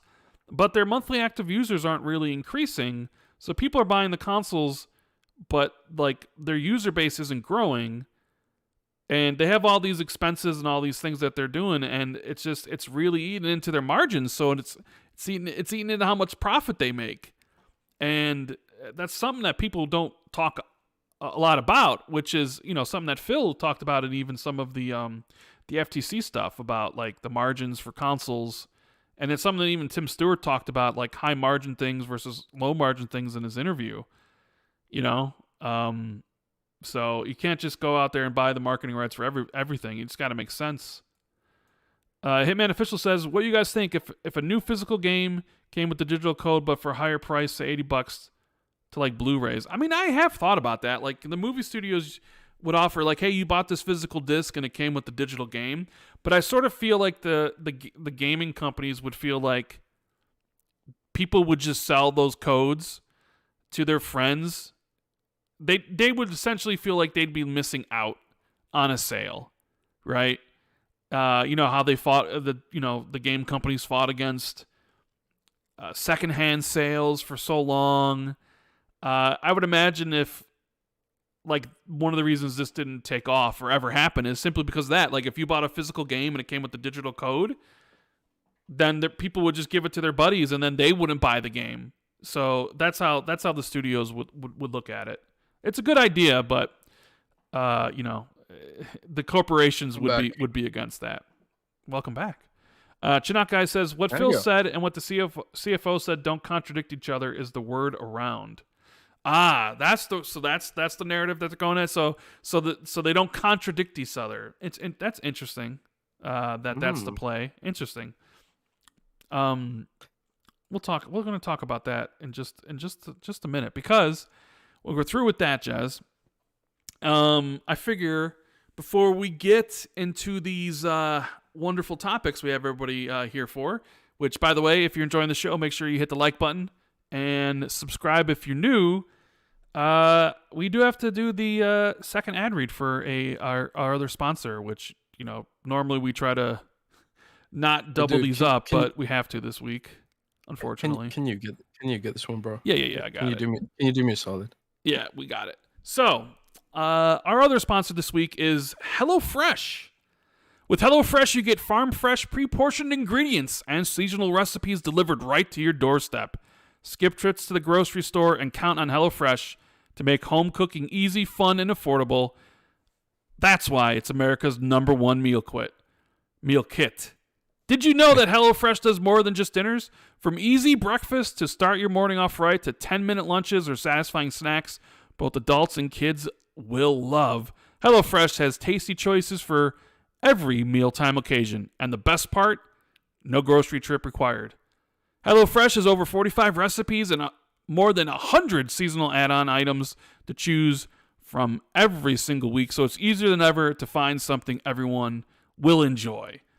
And it's actually something we used this past week, Jez, because we had family in for Thanksgiving, and we had the big Thanksgiving dinner and stuff, but obviously leftovers went really quickly. And after that, there's normally not a lot of food in the house. Like I have my own food from HelloFresh. Unseasoned food or whatever I sort of use. But I did have some stuff from HelloFresh that people were just, all right, let's make this for dinner. So everybody, kind of got around and made it for dinner. I mean, yeah, it's nice not having to go to the grocery store. It's nice not having to like order DoorDash, especially if you love to cook. You get all the ingredients basically sent to you and put it all together and you can enjoy the meal. And, the best part about it is that the meals are good. Like the recipes are tasty. And I wouldn't use it if they weren't because I'm very picky when it comes to food. So, yeah, HelloFresh is pretty good. And they have a lot of different options for people on diets. Like Jez, I think you told me you're down 15 pounds so far. I am. I'm down 15 pounds. I got back on the wagon again. So down 15 pounds. Gained a bit of weight since E3, but we'll lose that. So save some money with HelloFresh, and you can go to hellofresh.com/Xbox2Free. That's XBOXTWOFREE, and use code Xbox2Free for free breakfast for life. One breakfast item per box while subscription is active.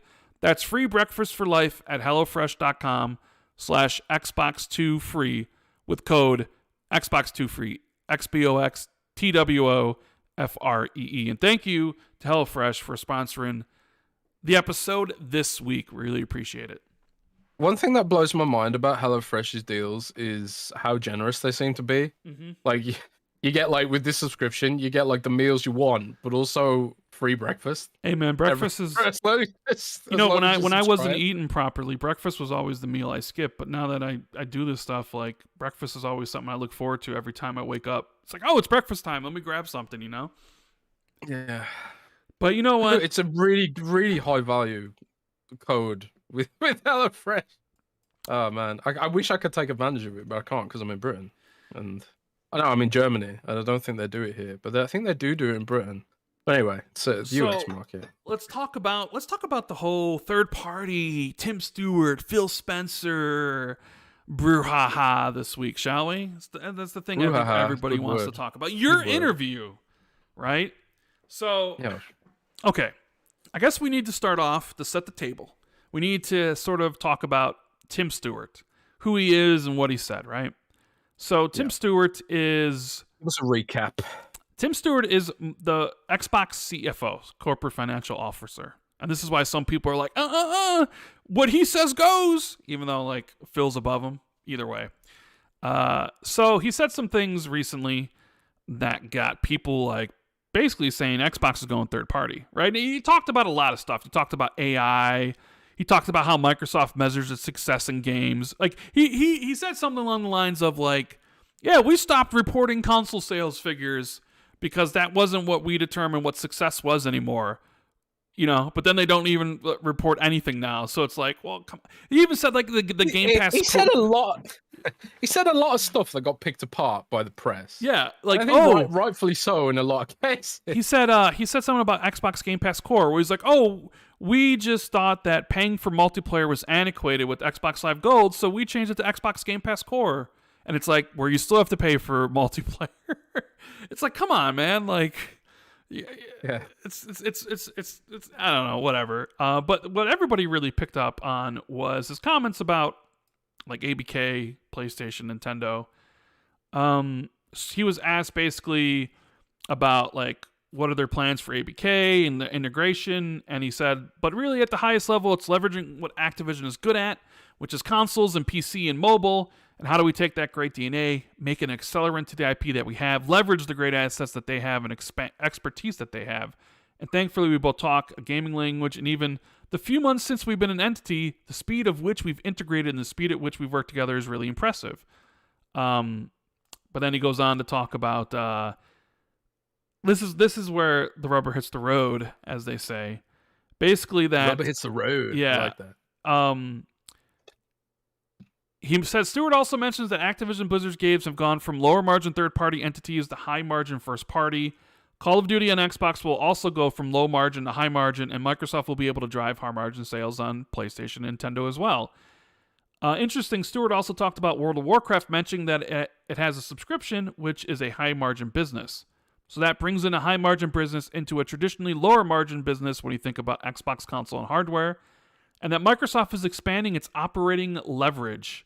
First-party subscriptions and advertising are all a high-margin business that the company wants to expand into. And while he's not announcing anything broadly, Tim Stewart explains that Xbox's mission is to bring its first-party experiences and subscription services to every screen that can play a game. Quote, that means smart TVs, that means mobile devices, that means what we would have thought as competitors in the past like PlayStation and Nintendo. We're going to NVIDIA GeForce Now, their gaming subscription service, right? So basically, people took this quote, and as they do, they're, saying all these sort of different things about it and what it potentially means. And, he said, well, this is a new strategy, and, former competitors. And they're basically coming out and being like, Xbox is third party. That's why it's in the title, Xbox is going third party, right? Because a lot of people were talking, it's going third party. And it's like, are they though? like when I look at it, it's like nothing really that Tim Stewart was saying is any different than the stuff that Phil has been saying for a while now, right? I mean, even with the whole Bethesda exclusivity was up in the air, which by the way was partially because of Tim Stewart. If you guys recall, during that summer when they had acquired Bethesda, Tim Stewart was quoted as saying that Bethesda games would be first, better, or best on Xbox, right? And people use that as ammo. People use that as like reasons for why Starfield would be on PlayStation, why Elder Scrolls would be on PlayStation, why all the Bethesda games would be on PlayStation. In fact, there are some, pundits out there that made bold predictions saying that Starfield would launch on PlayStation. You remember, Jez? So many people were out there saying this. And it was like, no. A bunch of journalists said it. Yeah, because they were all saying like, oh, like Xbox needs PlayStation. They can't dare do this. Yeah, like I had friends and family who were even like the thought of them doing exclusivity on Starfield was just absurd to them. Right. But it happened because the whole point of, I think, Bethesda and its franchises, which have a history of, with Xbox, you're going back to Morrowind, and they talked about this a lot, was to bring value to the console platform, which flies in the face of this sort of thought process that they would ditch consoles. But continue.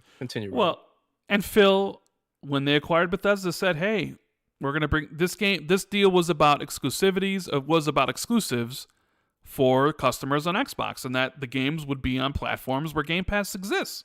You remember I did that video where I played it like 4 times or whatever. So, like, we know from past interviews that they have talked to Sony and Nintendo about getting Game Pass on those platforms. And those platforms have always said no. I mean, even Phil said these games will be on platforms where Game Pass exists, implying that if, we would put this on PlayStation if we could get Game Pass on there. But obviously that's not happening, right? So it's really, to me, it's like, he was asked about ABK and how that fits into their whole strategy. You talk about like, high margins and low margins. Call of Duty was low margin because Xbox only got 30%. Now Call of Duty's super high margin because now they're taking 100% on their own platform when it's one of the biggest games on their own platform, and 70% from their competitor's platform, or I guess Tim Stewart says they're not a competitor anymore. But either way, 70% from PlayStation, 70% from Nintendo. And it's going to be a lot of money. I mean, Jim Ryan was out there saying that their business would never recover if they lost Call of Duty, remember? Yep. So, so people use this interview to say like, all right, Hellblade's coming to PlayStation. They're going third party. And I always like, okay, what's the time frame? Right? What's the time frame here? We have a bunch of games announced for 2024. Are those games coming to PlayStation? Is Avowed, Hellblade 2, Towerborn, games that are announced for Xbox and PC only, are they suddenly now going to have PlayStation 5 versions? Probably not. Xbox is probably announcing a new game on at the Game Awards next week. Is that game going to be announced as a PlayStation as a multiplat? Probably not. Right? Probably not. Is Fable and all those games for 2025 also coming to PlayStation? Probably not, right? And I guess you can bring up like what Phil said here, because people say, they don't contradict each other. You have to read it, and I will give it. Okay, Phil mentions Game Pass not going to PlayStation and Nintendo, right?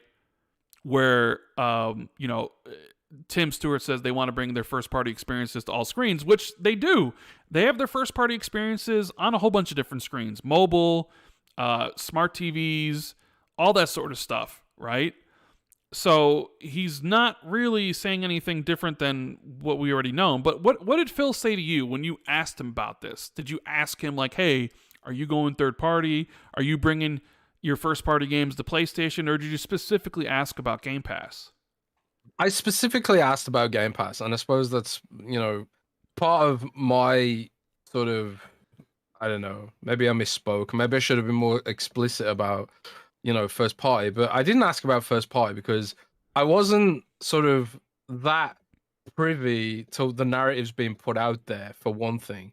But also just because I think the idea of it's ridiculous that they would do this. And I think like what it really boils down to is the difference between how we think about first party to how Tim Stewart thinks about first party and how like Microsoft internally thinks about first party. When he says bringing first party to other platforms, he's talking about Call of Duty. He's talking about potentially, stuff like World of Warcraft, maybe that could go to PlayStation if they do bring it to console. He's talking about all these service games, right?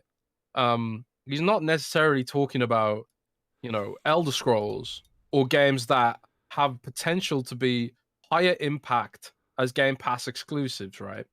And I think as well, I think even when Tim Stewart's talking about bringing Game Pass to Xbox, PlayStation, Nintendo, they've been pretty transparent saying that they would do that. They've said that for a long time. But what Tim Stewart didn't say was like, there's no way in hell they let this happen. It's like what they call at Microsoft. They call it a North Star, right? They call it their North Star thought process, and their thought process is Game Pass everywhere and on every device all the time, right? And I'm sure if PlayStation was just like all of a sudden, yeah, okay, we'll let you put Game Pass on there, they would do it because their North Star is to achieve that goal. And we've seen them put Game Pass on every platform that will accept it. They've put it on Nvidia GeForce Now. They've put it on Samsung smart TVs. You could run it on your Samsung smart fridge if you download the app or get it through the browser. It's on every web browser, modern web browser running. That's their North Star kind of mentality, right? That doesn't mean Nintendo and PlayStation are going to allow it. And it also doesn't infer that they're going to go third party. There's nothing in what he said that would infer that they're going to go third party in the way we think about it, which is like basically doing a Sega and quitting hardware completely, right? I think what it is it's a disconnect between the way Microsoft corporate thinks about the language surrounding the Xbox platform and the way, millennials, Gen X, and maybe even like boomers think about the console market as being hardware sales, hardware sales, hardware sales. That's the only thing that matters is hardware sales. You get MPD, you get GameIndustry.biz, and all these companies obsessed with hardware sales. When hardware sales is not the business. It's not the business. It's not the business, and it hasn't been the business for a long time. It makes headlines and it creates simple narratives which make for good headlines and make for good talking points, but that's not the business. The business is selling software and services. It's selling microtransactions. It's selling you horse armor DLC. It's all these things. It's not selling hardware. Like Tim Stewart says, the hardware is a low margin business, but that at the same time, you have to look at Microsoft's wider business portfolio. It is so diversified. Microsoft is one of the most diverse megacorps in the business, and they've been really sort of strong in this area where if one aspect of the business isn't doing that well, it can be subsidized by other parts of the business that are doing well. And I think like that's how they grow some of these more niche businesses like HoloLens and like Surface into what they've become today. And we've seen them do this with Xbox. When the Red Ring of Death happened, they were like, how can we come back from this crisis? They subsidized it. They subsidized the crisis to save Xbox using the parts of the business, the diverse parts of the business that was still strong. When Sega had a crisis, it killed their entire console business because they had nothing that could subsidize the failure of the Dreamcast, whereas Xbox was able to subsidize the Red Ring of Death using the other parts of his businesses. So even if like one aspect, and they want Xbox to be in this space too. So even if Game Pass flopped and failed, they don't want to get rid of console because at least if Game Pass fails, they'll still have console and they can maybe double down on being a more traditional company or whatever. Similarly, if like console sales completely drop off and die for some reason, and there's no evidence to suggest they will, they've still got Game Pass and they've got presence on PC and mobile now. If the mobile business fails, they've still got presence on PC and console. They don't want to eliminate any aspect of their business because having diversity in their plurality of business models is what Microsoft's strength has been over decades. And it's what Xbox's strength has been and what it will be even more. And Phil talked about that in the interview. He talked about the plurality of business models, not just the Xbox more broadly, but also in Game Pass.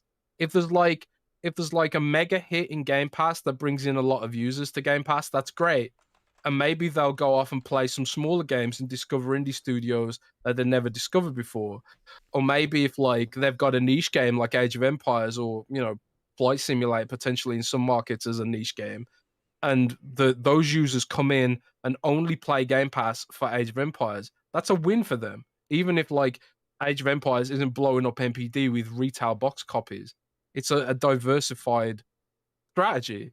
So this is kind of Microsoft approach. It's like doing everything they can to have like a plurality of small businesses. And I say this as well, my company does this too.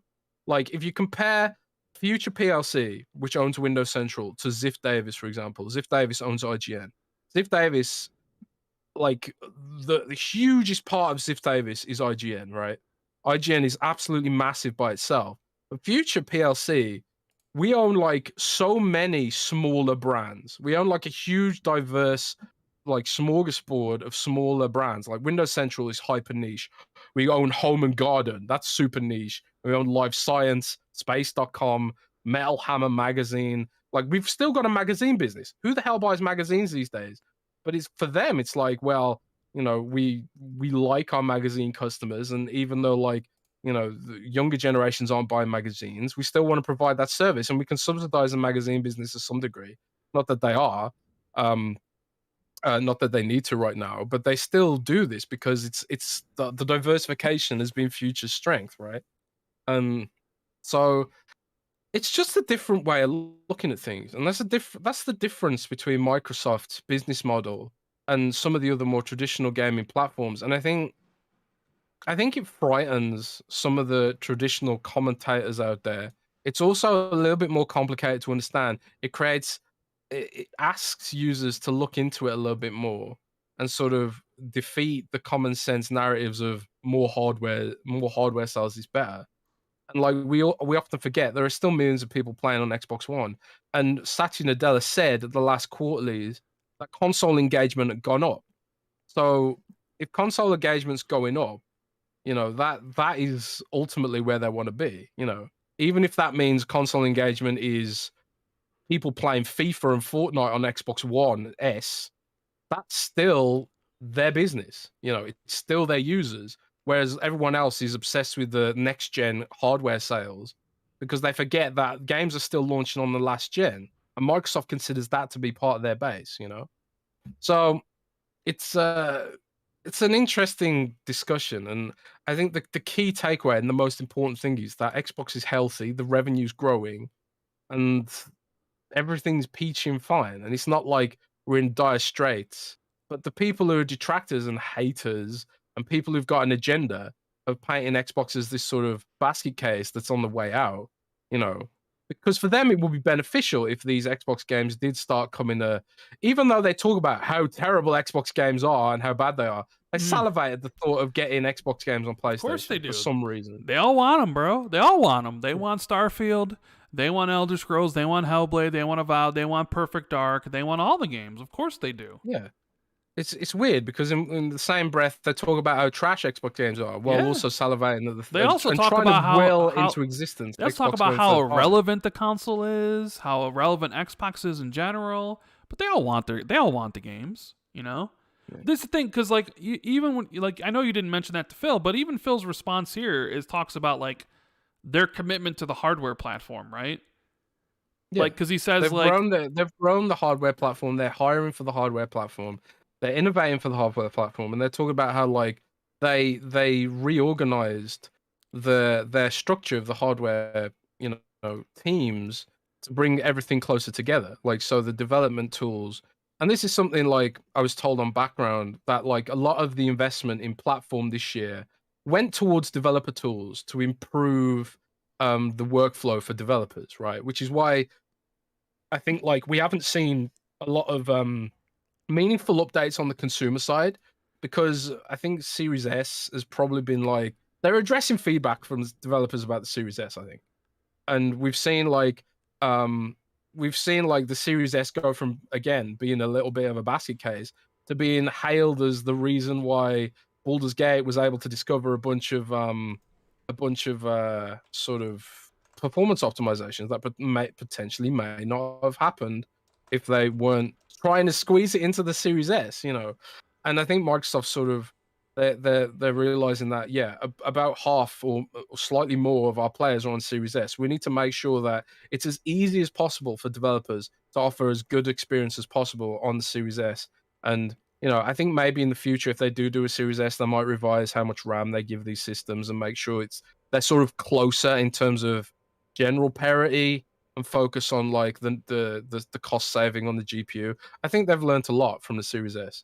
But a lot of the investment has gone on the developer side this year. And why would you invest so much in the developer side of your Xbox console platform? Remember, this is developers for Xbox console platform, cloud, and X Series S and Series X. Why would you be doing that if you were planning to go third party? Yeah, make it make sense, Rand. Make it make sense. If you're investing so much to improve all that stuff, you could. If the plan is to go third party in the near term, why not just do it? But that's now? the thing. Nobody can determine. Off and do it. Nobody can say like when they're going to go third party. It's just that they are going third party. It could be in 2028. It could be in 2029. It could be in. It's like it's just nebulous sort of 2040. Yeah, it's just nebulous sort of thing because it's like, okay, you have a whole bunch of games coming next year from Xbox that are exclusive. Are they suddenly not? Are they suddenly going to have announced that Hellblade 2 is coming to PlayStation 5? I mean, it's a game that literally launched on PlayStation, so like, you know, you could maybe get away with it saying it has a legacy, but it isn't, right? Or even something like The Outer Worlds, a game that was multi-platform, then they announced was basically not. It was the sequel is going to be Xbox only. So like, are all these games that are currently announced as Xbox exclusives, are they all being changed? Or all those studios that probably only have Xbox dev kits now suddenly getting PlayStation dev kits so they can dev for that stuff? So like, is Fable a game that's going to launch day and date on PlayStation as well? Here's the thing though. I'll throw a bone to people. Okay, I'll throw a bone to the third party doomers out there. Third party army. Because I do see a scenario where Xbox is on PlayStation. And I'll tell you, right? Because we know that Apple and EU are going to have their date, where the EU is potentially going to tell Apple and Google to open up their stores, right? No. They've done it already. Oh, they've done that already? Okay, it's done already. 2024. Which is why Phil had the interview with Bloomberg, and they were talking about their mobile plans and how they're partnering with people. Because essentially it's like we can have our own mobile store. We can use the things that we own. We can have a store on iOS and Android. And we can basically cut Apple out of everything, right? Yeah. So now, hooray! There is some talk that the European Union might do the same thing to consoles in the future, right? Ooh. So like, say 5 years from now, what if Apple or what if the European Union takes a look at the closed ecosystems of consoles and determines that, you know what? We don't like this. PlayStation, you need to open up your store. Nintendo, you need to open up your store. Microsoft, you need to open up your store to other stores. Let's just say that happens. Let's say PlayStation is forced to open up the PlayStation store so other competing stores can be put on it. You know who would be there first? With a Microsoft store? With all their games? Where they could essentially sell on PlayStation without Sony getting a dime from it? I tell you, Microsoft would be there in a heartbeat. And you know they would. Yeah, they would. Because at that point, it's not even like a PlayStation console. Because PlayStation wouldn't be getting any money from any of the games that Microsoft would be selling on Microsoft would look at PlayStation at that point as an extension of Xbox hardware. Because they would be getting 100% of the revenue. None of it would even go to PlayStation. So yes, look, it's always very difficult to predict where the future is going to go, right?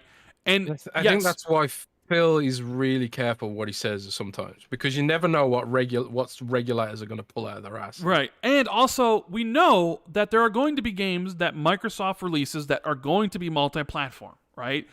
Immediately, I think of ZeniMax Online's new IP that they've been working on, right? It's most likely going to be an MMO of some kind, which probably sort of says it needs to be multi-platform, right? Bethesda's a first-party studio. I could easily see that game being everywhere, probably because the business model demands it to be everywhere. Not saying that you couldn't have it exclusive, but maybe the plan is like, we're going to release this everywhere, right? We know that Call of Duty has a 10-year plan. Call of Duty is going to be released everywhere, right? We've talked about the idea of Odyssey from Blizzard. And we've even had a little debate going back and forth of whether or not, hey, is it going to be exclusive or is it going to be multi-plat? Maybe the plans for Blizzard games are to be all multi-platform. And at that point, those games could come on PlayStation because that's what's best for the game, right? So, like, there are scenarios you can see where Microsoft first-party games release on PlayStation and Nintendo. Minecraft Legends just released on both platforms. I mean, it wasn't very good, but it still came out on both. So there are definitely games that I could see in the future that Microsoft makes that they're like, all right, no, yeah, release it everywhere, right? But my bigger point is, like, who knows where the industry's headed in 10 years? I mean, you look back 10 years ago in 2013, I mean, nobody could predict that Microsoft would buy ABK or Bethesda. Nobody could predict that cross-play would be a thing, that Sony, Nintendo, and Microsoft would play nice and that everybody could intermingle and play their multiplayer games together. Nobody could predict that PlayStation would actually start putting their games on PC. You remember when I said PlayStation was going to start putting their games on PC?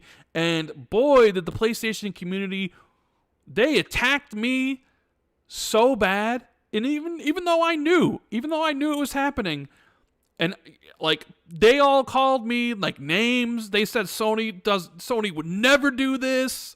I remember when I said that God of War was being made for PC, right? Yeah. I think that was like one of my occasional Sony leaks, which I do get sometimes. And there was an Instagram account. Someone set up an Instagram account dedicated to calling me a liar about God of War going to PC. A whole Instagram account about this. In some other country, and I was just like, man, these guys are gonna have egg on their faces. Nope. Yeah. Rand's on the phone. No, Phil, I'm here. The check clear? No, everything's fine. Everything's fine.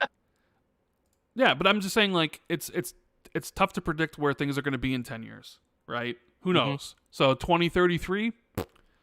I mean, hell, you could see Game Pass on because obviously Phil says they don't have any plans. I guess somebody could say, well, they don't have any plans now, Rand. Like implying that like 5-10 years from now, it could be on PlayStation. It's like, very well it could be. Plans change all the time, right? And people will be like, well, guess what, Rand? Tim Stewart, Phil didn't say that first party games weren't going to be on. They weren't putting their first party games on PlayStation, Rand, right? Like, yeah, Phil didn't say that, so like, sure, I guess you could, wiggle that through, but I don't know. Like, it's one of those things where I find it incredibly hard to believe that, like, they're going to, like, oh, suddenly we're just going to pack it all up and we're just going to be like, all these announced games are just going to be like, all right, we're all going to PlayStation. Instead of, like, kind of what it is, where it's just like, there are going to be some games that will, some games that make sense, and then maybe in the future where the regulators break open the closed ecosystems, then yeah, everything will be, I would imagine then Sony would have put their games on Xbox. It would just be a free-for-all at that point. PlayStation Plus would probably be on Xbox at that point, and Game Pass would be on PlayStation. It'd be cats and dogs living together. It'd be hysteria, right? I mean, who knows? What's that from? I mean, that's from Ghostbusters, right? Oh, yeah. Cats and dogs living together. Yeah, man. That just gave me a weird nostalgia hit, man. Even in your article, Phil even talks about people's commitment to them, and they want to show the same commitment back, right? He says, He says the thing I want to focus on is how do we continue to innovate for people who've made the commitment to our hardware platform, and how do we continue to make sure that they feel great about their investment in what we've built? I want us to continue to innovate so people on our console feel like we're making investments in console that matches their commitment they're making to us. Right? Yeah. I don't know. To me, that's not saying like, oh, all of our games are also going to be on play. Not saying that they couldn't do that, but I don't really think it makes a whole lot of sense at this point. You know, I don't know. It's because like the timetables are weird. Because if you ask somebody, okay, if you do believe they are going third party, when are they going third party by? You know, like and they wouldn't be able to give you an answer. So yeah, I don't know. Anything more to say about this stuff with third party stuff, Jez? No, I think we said pretty much everything there is to say. It's never know what the future's going to hold, you know, but it's clearly not in their roadmap to go third party. Microsoft is like they're a company that doesn't like to waste money, and I think that's why they're not as bullish as maybe they could be on marketing and stuff like that. It's because they don't like to waste money. So like if you're a company that don't like to waste money, and your plan is to go third party and get and exit the hardware business, why would you invest in, you know, growing your developer ecosystem? Why would you invest in reorganizing your entire hardware platform and promoting Sarah Bond to overseeing hardware Yeah. What is and so what developer so what is so tools what is and that? all this kind of stuff? Because there was that Why would you do section that? there. Because I think you asked them about like handhelds, right? Yeah, I mean, we talked about handhelds a little bit. They're excited about that aspect as well. And obviously, mentioned earlier, someone super chatted about Windows 12 potentially adapting handheld devices. Phil's playing on a Lenovo Legion Go right now, which is the latest Z1 Extreme PC gaming handheld that came out. It's a really cool device. I haven't used it yet myself, but it's got like detachable joysticks, like a Nintendo Switch. I often wonder, is Nintendo gonna sue them about that? Mm. But it looks really really good, and obviously it's the same processor as the Asus ROG Ally, which is what I use, and really really love that device. And God, that thing had some amazing sales over Black Friday. I think it's down to $400 right now. I think the sale's still going on.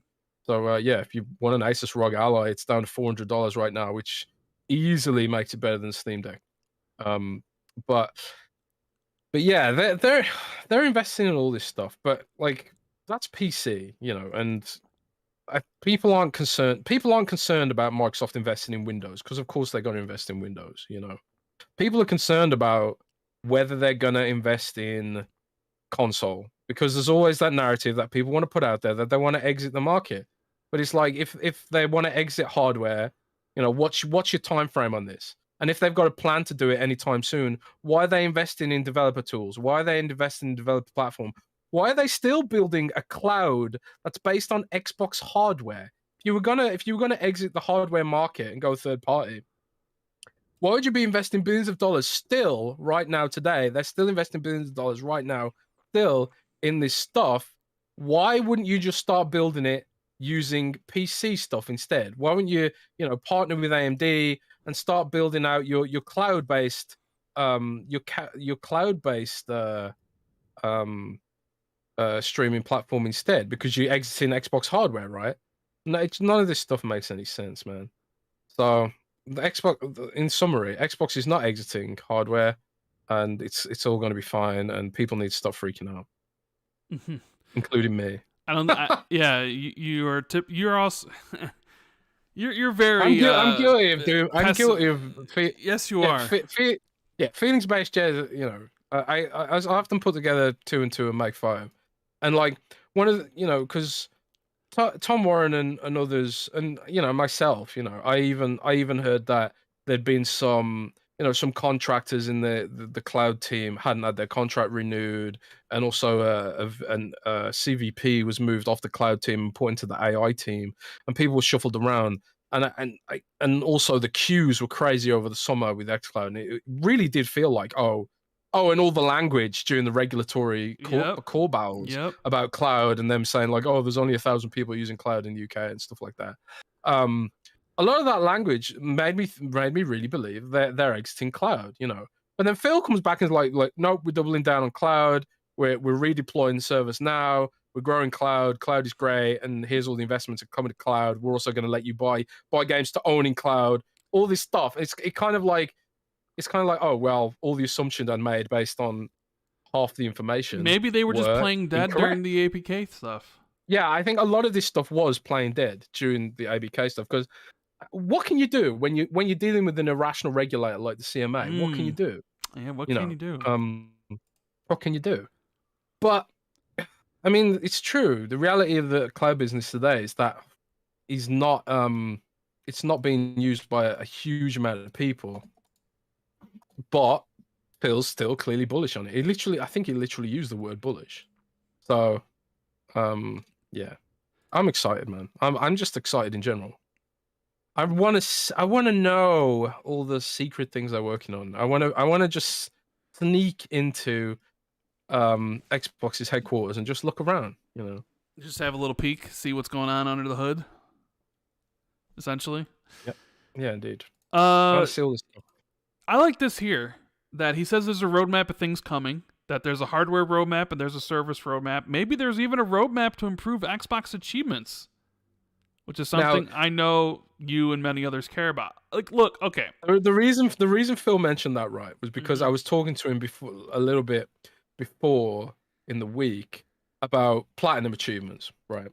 And I'm sorry, Phil, I'm going to put this out there, but we were talking about platinum achievements, and I was kind of like, a lot of people want this, and Phil, Phil was busy, so he didn't sort of give me a definitive answer then. But that was Phil shouting me out in our conversation about platinum achievements previously. So I'm gonna hold Phil to that. He said there's a roadmap for achievements. Hopefully that means platinum achievements, but we'll see what it means. But that, like I said earlier, there were a lot of their investments are going towards dev tools right now, and I think that is really important. I think platinum achievements are something that's fun and makes the platform more exciting to use.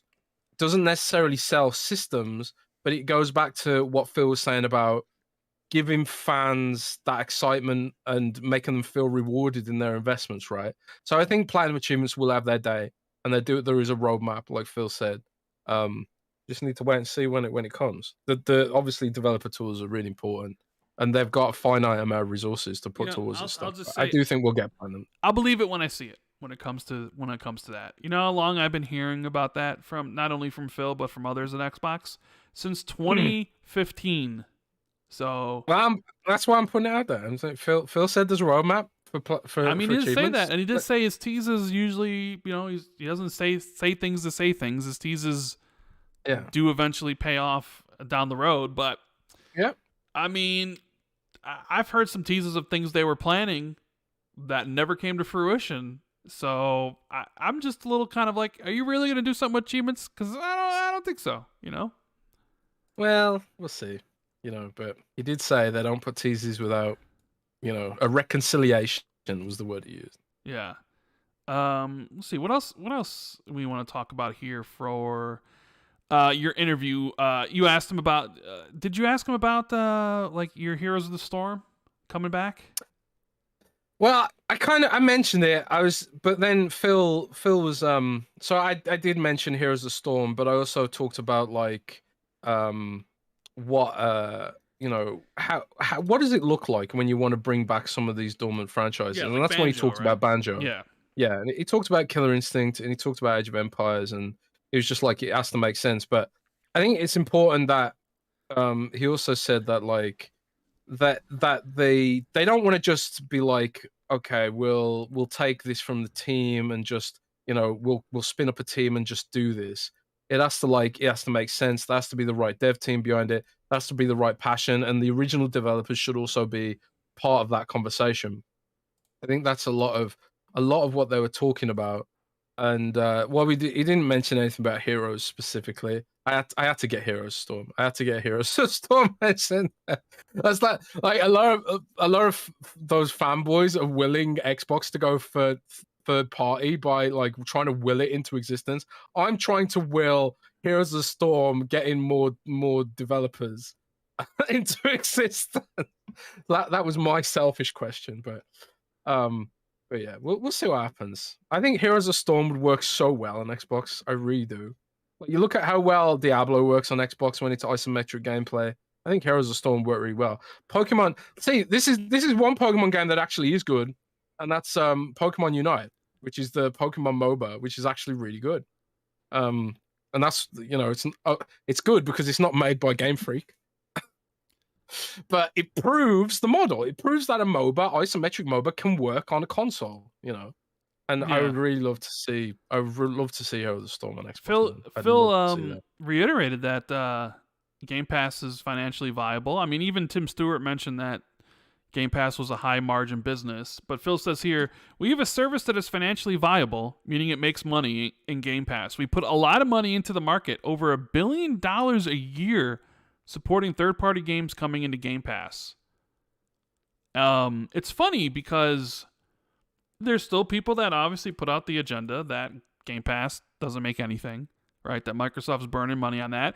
In fact, it's funny because GameIndustry.biz put out an opinion article today based on Tim Stewart's CFO's comments yesterday or the day before, basically saying that it would be a bad financial decision for Xbox to put Game Pass on PlayStation, Nintendo, because they would take 30%, and considering that Game Pass is already a money pit, that that the service would be lose even more money. So like GameIndustry.biz is, obviously like they're saying that Game Pass is a money pit, but you have Phil saying like, no, it's financially viable, meaning it makes money. I don't know, like, do people not believe? I guess people just don't believe him when he says this, or they can't believe a service like Game Pass can be. But it's so funny to see like GameIndustry.biz run this whole opinion article about like,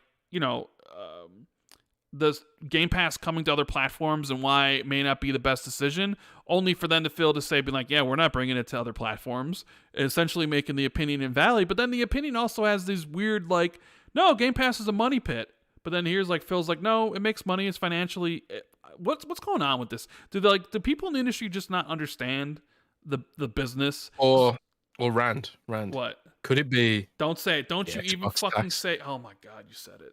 Could it be the Xbox tax? Is that evidence of Xbox tax? You said the words. Why'd you say those words? Say Xbox tax. Don't say Xbox tax. You can't say those words. Not on the podcast. Sorry. Because Xbox tax isn't real. It's fake news. Game journalists will come in here and be like, it's not real.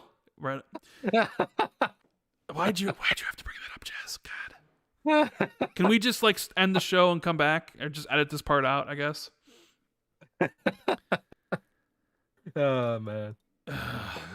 I'll just briefly mention this. Is there not a more annoying discussion online than the whole Xbox tax thing? Like, it is so fucking stupid, and I don't mean it as somewhat like I've talked about it, my piece on it or whatever, but it's so just. It's so fucking dumb.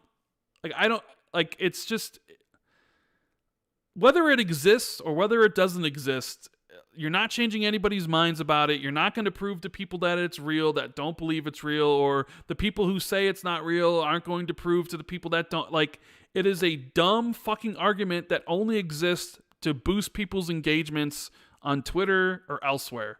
Like, seriously, I thought that shit would be gone. We talked about it the one episode. I gave my thoughts on it.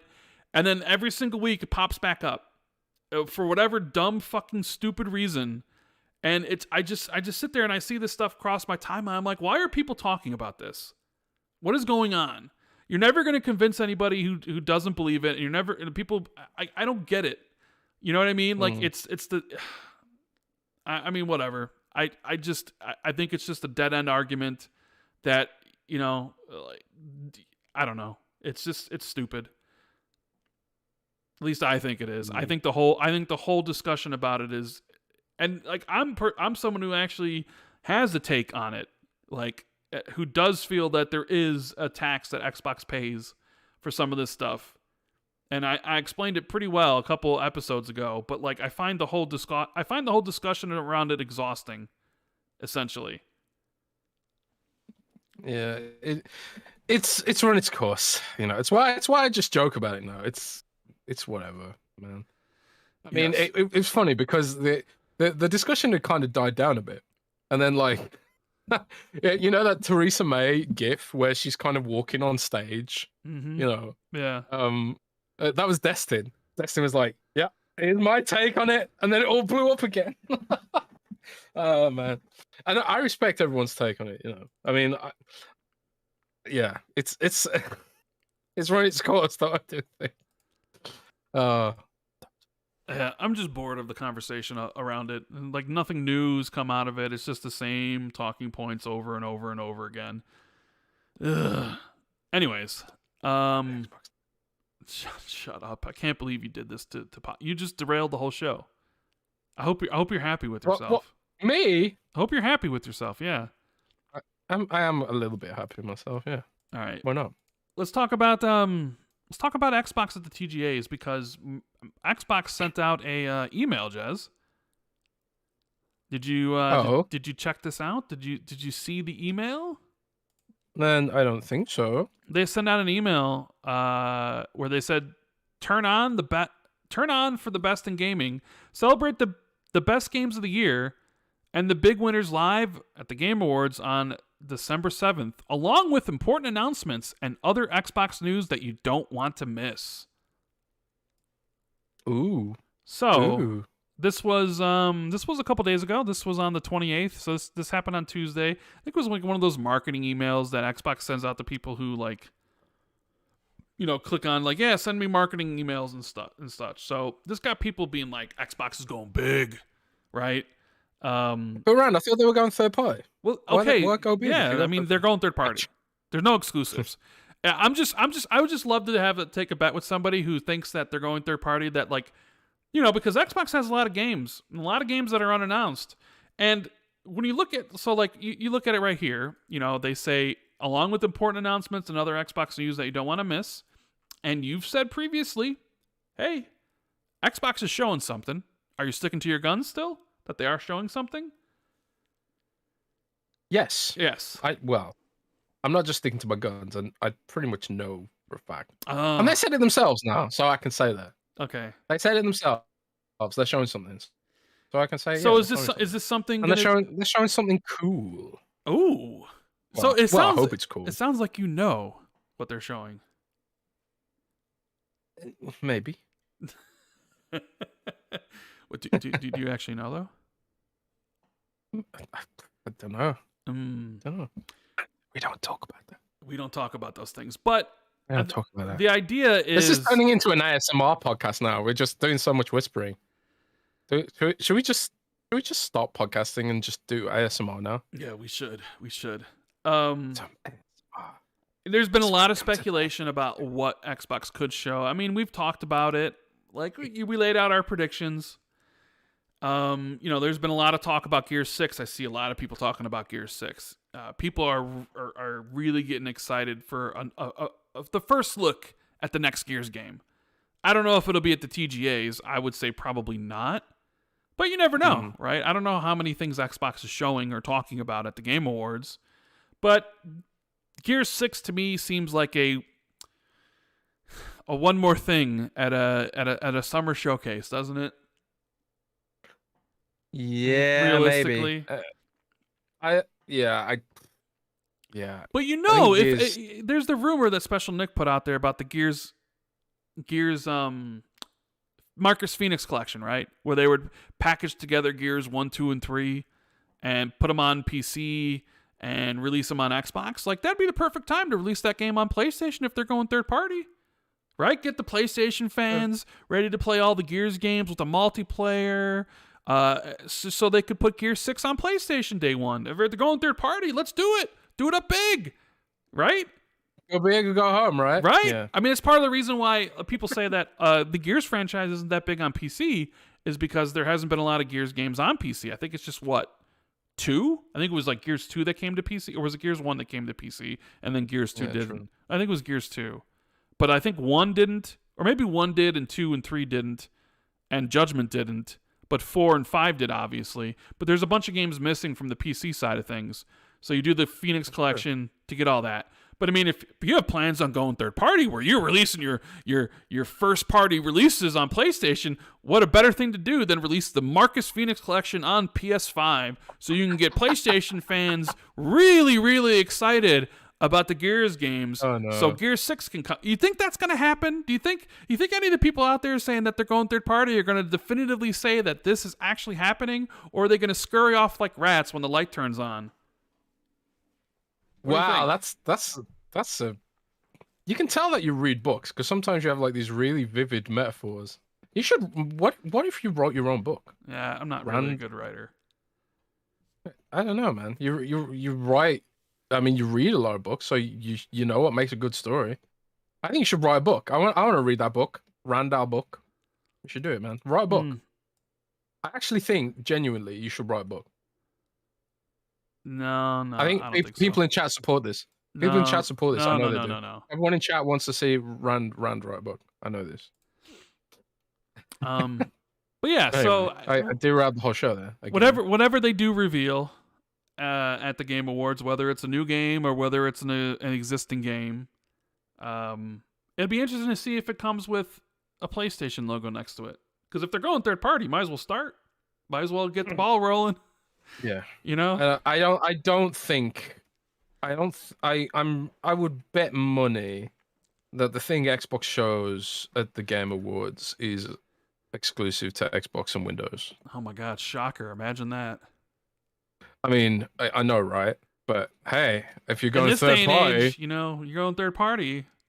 You got the CFO misspeaking again, or at least saying what he wants to say to investors and not actual gamers, because gamers got like that. The gamers got TikTok brain. They can't remember what was said 20 seconds ago because they're like, huh? Dude, talk about them. I've got TikTok brain. I literally can't remember what happened yesterday. But dude, everyone in chat says you should write a book, bro. No. People are really down for this idea. I like it. Rand the Writer. I think it's your destiny. I actually think this is your destiny. No, it's not, Jez. It's not my destiny whatsoever. I actually wanted to write a book. And I did start writing a book, right? When I was little though. I was about 12, 13. And I did write a book. It was about 100. I got about 100 pages in. And then at some point while I was writing it, I realized it was just a rip-off of Resident Evil 2 and 3. It's just basically the same plot. It even had Nemesis in it, basically. I was like, oh, this is Resident Evil. Oh, man. But kids, eh? Kids. So, I don't know. Like, when Xbox says this sort of stuff, I mean, do you believe them about this? Do they have more than one announcement? Could they announce like a game and then some Game Pass stuff? I mean, because Sarah Bond had a really, people want to say like a cryptic tweet where it was like the 360 logo just the other day. The 360 logo. And she is in charge of the team that would be working on backwards compatibility if indeed we are going to get more backwards compatible games, because they did just come into a hell of a lot of franchises and studios and games that aren't on backwards compatibility, that very much well could be on backwards compatibility if indeed they were inclined to do so and invest in that stuff. But why would you invest in backwards compatibility on Xbox if you're going third party, Rand? I don't know. Why would you? What? This doesn't make sense, bro. Doesn't make sense, bro. If you're going third party, why bother making backwards compatible games? But hey, maybe that's not it. Maybe that's them announcing backwards. They're going to put Xbox 360 games on PlayStation, man. Well, because I was thinking like, all right, if Xbox has, we know that the ABK stuff they said wouldn't happen until 2024, right? There wasn't going to be a surprise drop, but they didn't say anything about like we're not going to be announcing anything until 2024. That's true. Bigger stage is there between now and next year, between announcements, where you can really maybe reach an audience of millions that are tuning into the Game Awards and maybe really start your marketing campaign to tie the Activision Blizzard brand together with Xbox, than having some sort of announcement of, like you mentioned, this is when these games are dropping. Yeah, like Call of Duty games are coming to Game Pass. And it begins in January of 2024 with these games, right? Or back compat, ABK games are coming, and these are the ones we're doing, and they'll be available in January. Like I could imagine some spiffy marketing trailer that you could put together, very much like they did, where it's like the trailer like Home, right? Like with the Warcraft character when the deal went through, where you could have like the Warcraft character. You put some respect on Thrall's name, sir. That is Thrall, not some Warcraft character. Continue. My point I accept your apology. was that it's December. It's the beginning of December. You're close enough to 2024 where you could make that announcement with all the millions of people watching and be like, "Oh, damn, all these games are coming to Game Pass next year," right? I could easily see something like that happening. Like, yeah, and then in the same breath, be like, "Oh, by the way, our consoles are on sale right now. Yeah, $350. So get your ass ready. Get your ass ready." Yeah. By the way, you can get a Series X for $350 with Diablo 4 right now, which is a ridiculously good deal, right? Yeah.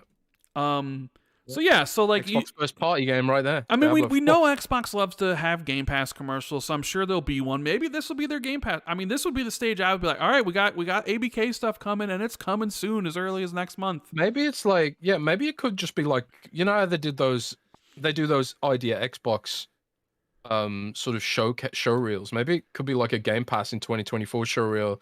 They show off some of the Xbox games coming, maybe some of the nostalgic Activision games coming, stuff like, Crash and Spyro. Crash, Spyro. Maybe. I mean, do you announce like a new Spyro game at the Game Awards? Is that the game Xbox announces from Activision? Yeah, well, maybe.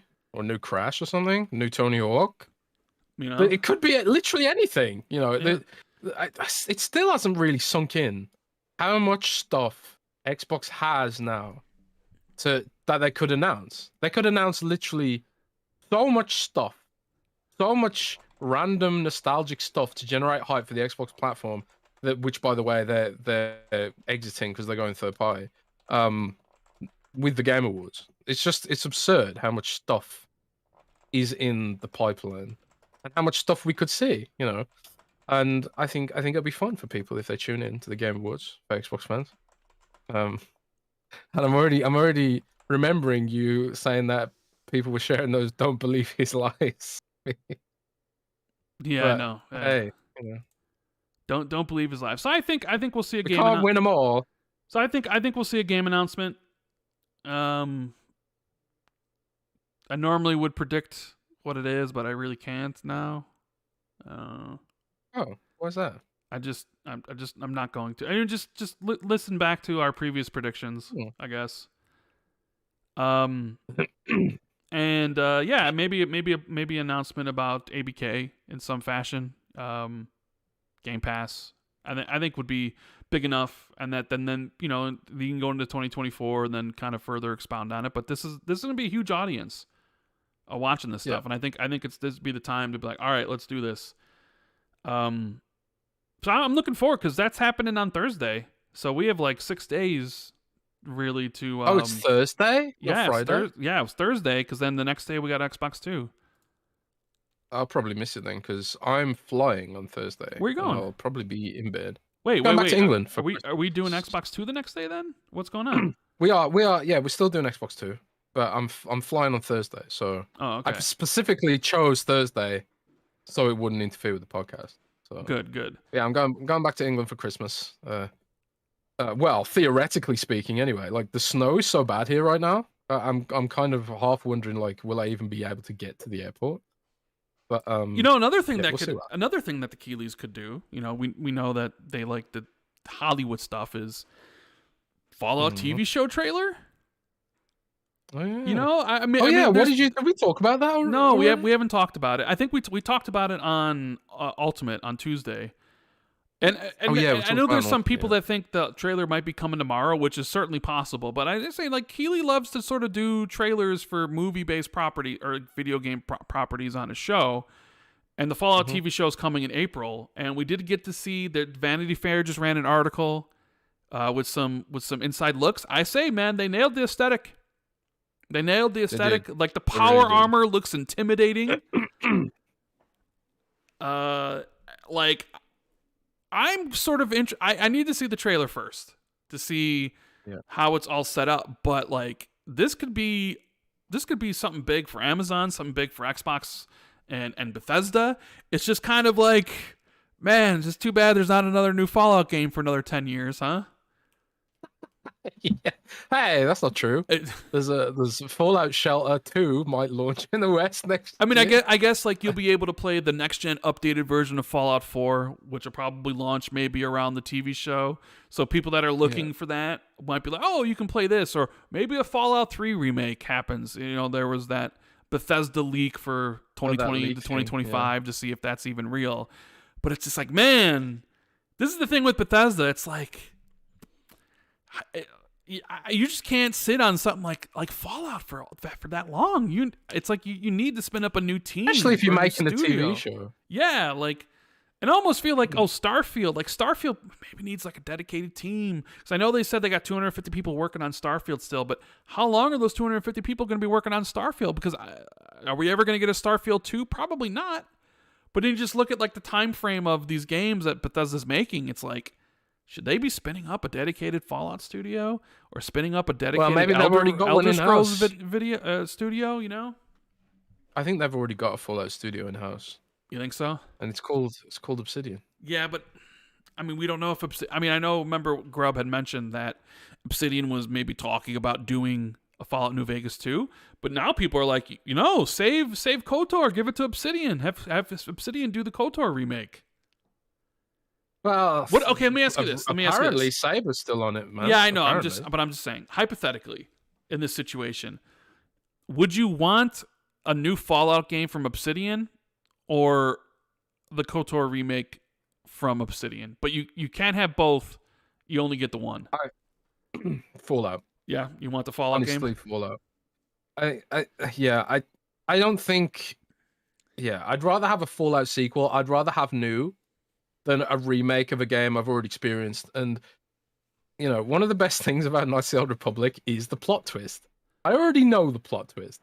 So it's kind of pointless now. And it'd be cool to experience, but I'm someone who, I kind of like, I do new nostalgia sometimes, but I also like new stuff in those universes. I'm not a huge remake guy.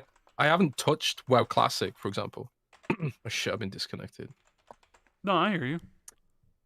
Oh, do you really? Yeah. My internet went red. I thought I'd been disconnected. No, you're good. I've been disconnected from World of Warcraft. Good. My party's gonna die because I can't hear. You shouldn't be playing that. Oh no! Why not? Hey, we do get breaking news on the show, Jez. I just see this here. Firefight is coming to Halo Infinite on December 5th. Oh, that's the trailer then?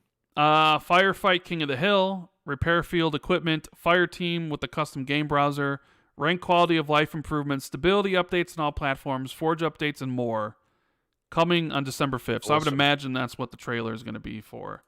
And we did have a super chat from That Sir Nerd pointing it out. He said Halo Infinite Firefight drops on December 5th. And I did see that post on Twitter. We do have some super chats I'll run through here. We got Blake saying HelloFresh recipes use Worcestershire sauce. I mean, there might be. Worcestershire sauce. James Black says, Rand, would you rather season your food for a year or play a Pokemon game? I'd rather season my food. Thank you very much. Denji says, what about the games missed out on or devs not fully utilizing hardware because of install base? Can't moan about it. Can't moan about that if it's not the business. What do you think about that, Jez? Yeah, I mean, sure, and I think that's why they're investing in dev tools. They do realize that install base is important. Of course they do, but you have to remember that Xbox One is still being used. Xbox One also has Game Pass, and has a lot of this sort of stuff as well. But yeah, they realize install base is important, but they're still selling consoles. It's not like they're not selling consoles. I think what would be a bigger issue for them is if console engagement was going down.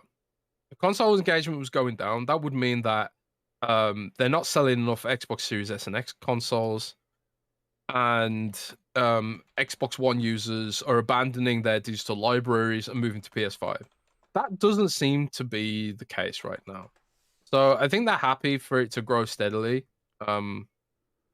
Obviously, they're probably there's places they'd want to be. I'm sure they want to grow faster in some areas, but That's why they've invested in things like ABK and ZeniMax, and Well, yeah, but not they just everybody's going need to to. use the hardware, like fully use the hardware, right? There's only so much time and resources you can put into something.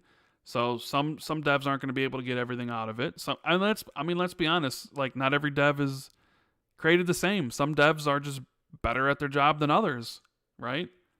You can see Yeah, that from some of the games that released throughout the year. Some studios are just better at what they do than other studios. Some studios have better engineers or better coders or whatever you want to say, and more they can resources, more more resources, QA. more time, so they can get more out of stuff. And yeah, game skipping platforms is never a good thing, right? I think that there was a couple games that announced recently that skipped Xbox, and that's not good. I mean, we've talked about the Square Enix stuff. I mean, how long did we ride Phil and everybody else about the Square Enix situation?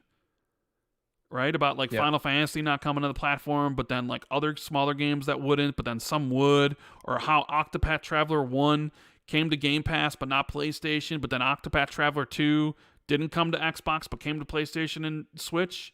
It just seems like weird decisions, and it's like, what's going on here, right? So yeah, it's not good. You always want as many games to come to your platform as possible. yeah. Chinook Guy says, Phil, bring back dormant IP. You know what that means. Scalebound. Oh, geez. There we go. Scalebound coming back. We have a user, Xbox Tax, saying, I'm definitely real. Biased coverage since Xbox launch. You may be, but I'm just tired of the discussion. No matter what Watkins says. He said my take was bad. I'm just, the discussion is boring. It's just, I don't, it's just, it's not, I don't know. I don't like it. Whatever. I don't want to talk about it again. It's just a boring discussion that's been talked about nonstop to death. The problem is like everybody has their different definitions of what it is or what it could be. Like people in the industry, the reviewers have this definition, and then the fans have this different definition, but they can't meet in the middle on it. So everybody's just repeating the same things over and over and over again, and it just is like, all right, enough. We get it. You're not gonna prove to somebody. Whatever. I'm done. I don't want to talk about it again. We got BT Maverick saying Sony players would get demolished in Gears multiplayer as they would be trying to push X to win. I mean, I guess so. That's mean. You know, the funny thing is, wasn't Gears about to come to PlayStation? I remember seeing something about that before Microsoft bought the IP from Epic. When there's some like oh, Gears, it was like Gears, I forget what it was, like what it was called. But yeah, maybe Gears would have come. I think this game is going to be one of Jez's Game of the Year contenders, but Dragon's Dogma 2 has an official release date. It's coming, what is it, March 22nd, Jez? Exquisite. And not only that, it comes with a price range or price raise. Capcom is finally embracing the $70, Yeah. I thought it was interesting that made news and made headlines because it was kind of like people were punishing Capcom for it a little bit. I mean, they were releasing their games at 60. Yeah, but it's like, dude, they held out for long enough, And I think if there's any publisher recently that has earned the right to do a price raise, I would argue that it is Capcom, But yeah, Dragon's Dogma 2. What can you say about it? It looks absolutely fantastic, and I've been disconnected again. No, I hear you. You need to figure out your internet, bro. Yeah, well, they are doing some upgrades in my street. Recently, yeah, they're doing some upgrades. They're upgrading us from ADSL to fiber optic. Finally, I'm joining the 21st century, guys. So maybe that's partially why, but also bad weather seems to impact my internet a lot, and the snow is crazy right now. Yeah. What else do you want to talk about, Jez? I guess I mentioned like the game I've been playing recently. So I finished Guardians of the Galaxy. Finally, Rand Trending Gamer went back and played a game from 2 years ago. Because I thought about playing Cyberpunk, but I'm still on track to play Cyberpunk for December. Finally get through that. So yeah, I played Guardians of the Galaxy, beat it. What a wonderful game. Wonderful game. Great story, great characters. Game looks great. It plays great. Man, the voice acting between Star-Lord and Rocket and Drax and Gamora, it was top notch, because you always have them with you, so they're always like chirping, and a lot of the jokes that, like, it really hit. It was such, you could tell it was really the devs at Eidos Montreal like loved Guardians of the Galaxy, because there's like, you can tell that like it was just like the things that they put into it, like you could tell it was made with love. They cared about that universe and they cared about those characters. And I made it again. Eidos, right? Yeah, Eidos Montreal made it, and then they got sold off to Embracer, which is insane. Which, yeah, and apparently, at least according to Jason Schreier, that they're working on Fable now as a co-dev studio. Although I think they might be working on some new Deus Ex game potentially, because they also did Deus Ex. But I hope so. Deus Ex is awesome. Playing through Guardians of the Galaxy maybe just make, like, man, I really would like a sequel to this, but I don't think it's sold well. You basically play a Star-Lord, and it's a shooter, because you just kind of hold the right trigger to shoot. Like, the combat itself isn't the most enjoyable, because you're just running around a battlefield, dodging with B, holding right trigger as you lock on to enemies, and then telling your teammates to do moves by pressing like left bumper and then hitting like left on the D-pad to activate Rocket, while you just kind of like hold right trigger and move around.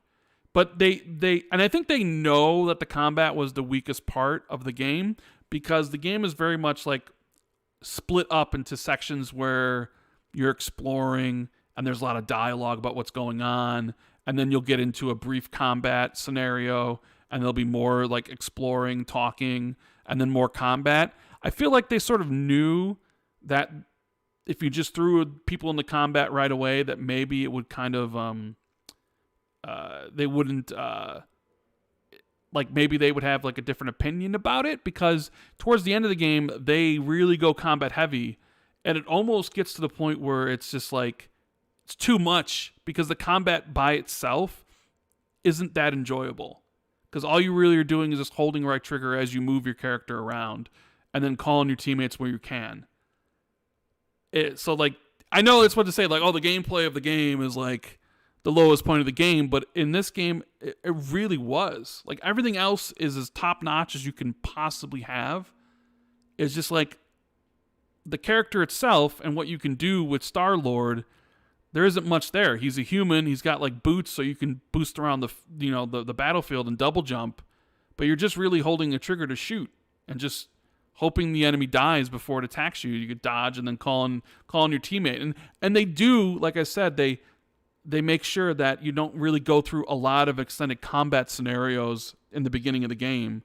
It's more about like the friendships that you're building with your teammates and the dialogue. More about the friends we made along the way. Yeah, I mean, seriously, like, I mean, I probably give the game like an 8, because it was really enjoyable and I enjoyed everything about it. It's just like the combat was probably the thing dragging it down a little bit, which is not something you want to say, but it is true. But it's still a very enjoyable game, especially if you enjoy the Guardians of the Galaxy, you know? And also I played Lethal Company, the game that's blowing up on Steam and on TikTok and everywhere, because my friends dragged me into that. How was that? I actually had fun playing it. You know, and I got a fun story about Lethal Company. Okay. A weird story. So I shared a video from Reddit of Lethal Company, right? Okay. On Twitter. I linked the source, right? But someone on Instagram took the video and linked to me as the source, and then also put my tweet in that video. And now I've seen that version of it with my tweet posted everywhere. I've seen it on Reddit. I've seen it on Instagram. I've seen it on TikTok. And it's just so weird. I was scrolling my feed and it's like my tweet about this post, which wasn't even my video, being shared all over the place. So like, if the original creators of that Lethal Company video ever hear this, I'm sorry. It's not my fault. I did source the correct source. So, but that's the internet for you with viral memes. But So Lethal Company, explain Yeah, Lethal Company to me. Lethal I Company. haven't played myself, but it's really blowing up right now. Lethal Company is a co-op game made by one person. It's kind of got these retro One graphics person. to an extent, and you basically are, a team of people that are working for a company, and you need to meet your quota, and you have a certain amount of days to meet your money quota. And how you earn your money is you land on these alien planets, you go into the building essentially, and you scavenge through these buildings with all these different corridors to find like gears or engines that you eventually bring back to the ship that you get paid for. But the thing is, there's these hazards on the way. Like sometimes you can't see, sometimes it's raining outside and electricity will strike, and you need to drop your your equipment. But more likely, while you're searching for stuff, you'll run into aliens, and they can be quite frightening, especially if the first time you've seen them. So they basically touch you, you die, and you only have a certain amount of time. Like you land at like 8 a.m. and your ship takes off at midnight, no matter what, and time moves very quickly. So while you're exploring, if you spend a lot of time searching for stuff, by the time you get back and it's dark out, there'll be like enemies patrolling the perimeter. So like that's the cool part about it, is like the crazy stuff that can happen with the aliens. They have this really interesting also voiceover procedure, like voiceover protocol when you're in your game. So you're playing with your four buddies, and you're kind of like using, I'm going to say walkie-talkies because you can use walkie-talkies in the game, but when you're together you can hear everybody, but the further you get away, like it's harder and harder to hear the person. So like when you're so like when you're in like the building and everybody's there and you're about to search, you can hear each other, you can talk to each other and stuff.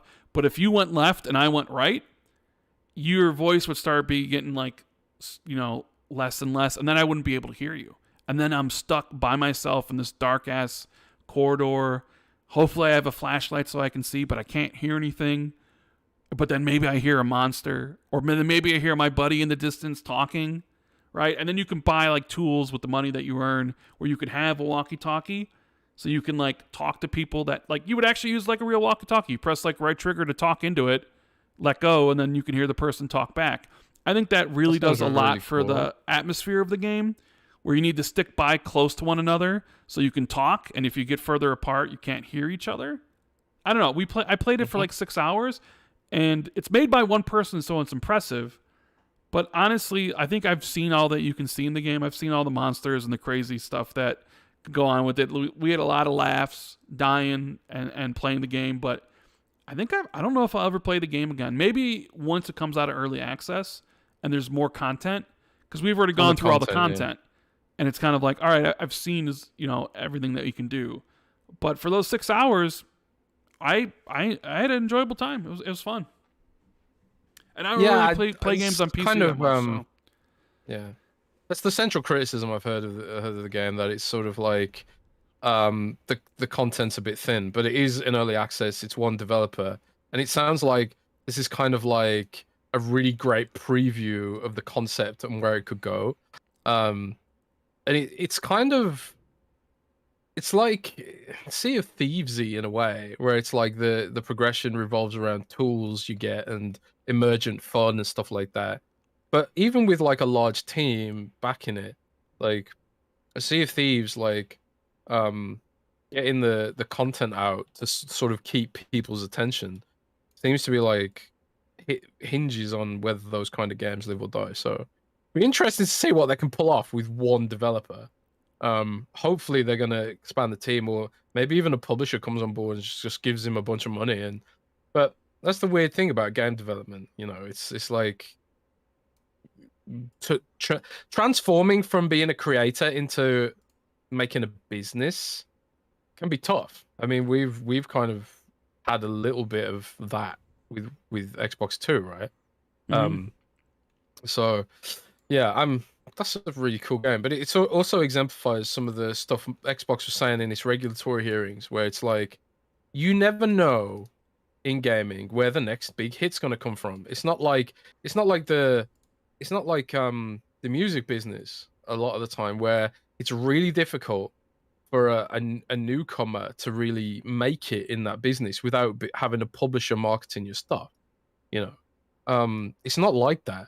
And I think a lot of the boomers and regulators who are sort of um from like older generations look at gaming like it's this closed ecosystem, like movies or like music, where it's sort of controlled by these conglomerates. But it's like, nah, Steam and Windows are so open that a viral hit can come from anywhere, come from a single dev making a Minecraft or a Lethal Company or an Among Us or any of these kind of games which sort of blow up out of nowhere and then become huge businesses in their own right.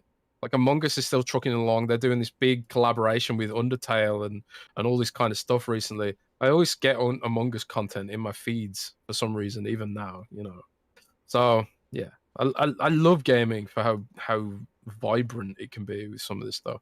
I do want to check out Lethal Company. Yeah. Eventually. Yeah. So if you guys are enjoying the show, make sure you hit the like button and subscribe if you haven't already. Get us to 102,000. Make sure you check out Jez's interview today with Phil Spencer. I am hearing from people, Jez, that the narrative of them going to third party has not been put to bed. That in fact your interview with Phil Spencer only exasperates the fact that they are going third party. So okay, well, great. So I guess I guess all the investment and the exclusive they'll probably announce at the Game Awards. None of that matters, right? Yeah, none of that matters. They're all going third party. Nobody can give a date or whenever it's going to happen, but it's all happening. So, sorry, but let's head over to the. It's that meme where it's like, okay, Grandma, let's get you to bed. Mm-hmm. Kind of what I feel. Kind of what I feel about this conspiracy theory right now.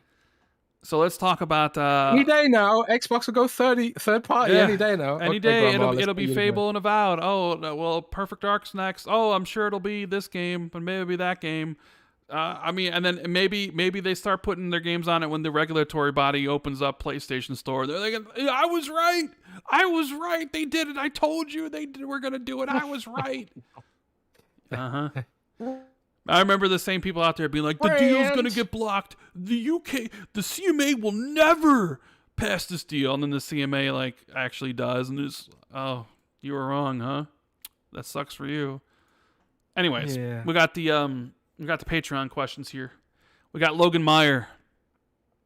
He says, hey guys, hope everything's going great. Really enjoyed the Community Awards show. What categories would you like to see added to the Game Awards moving forward?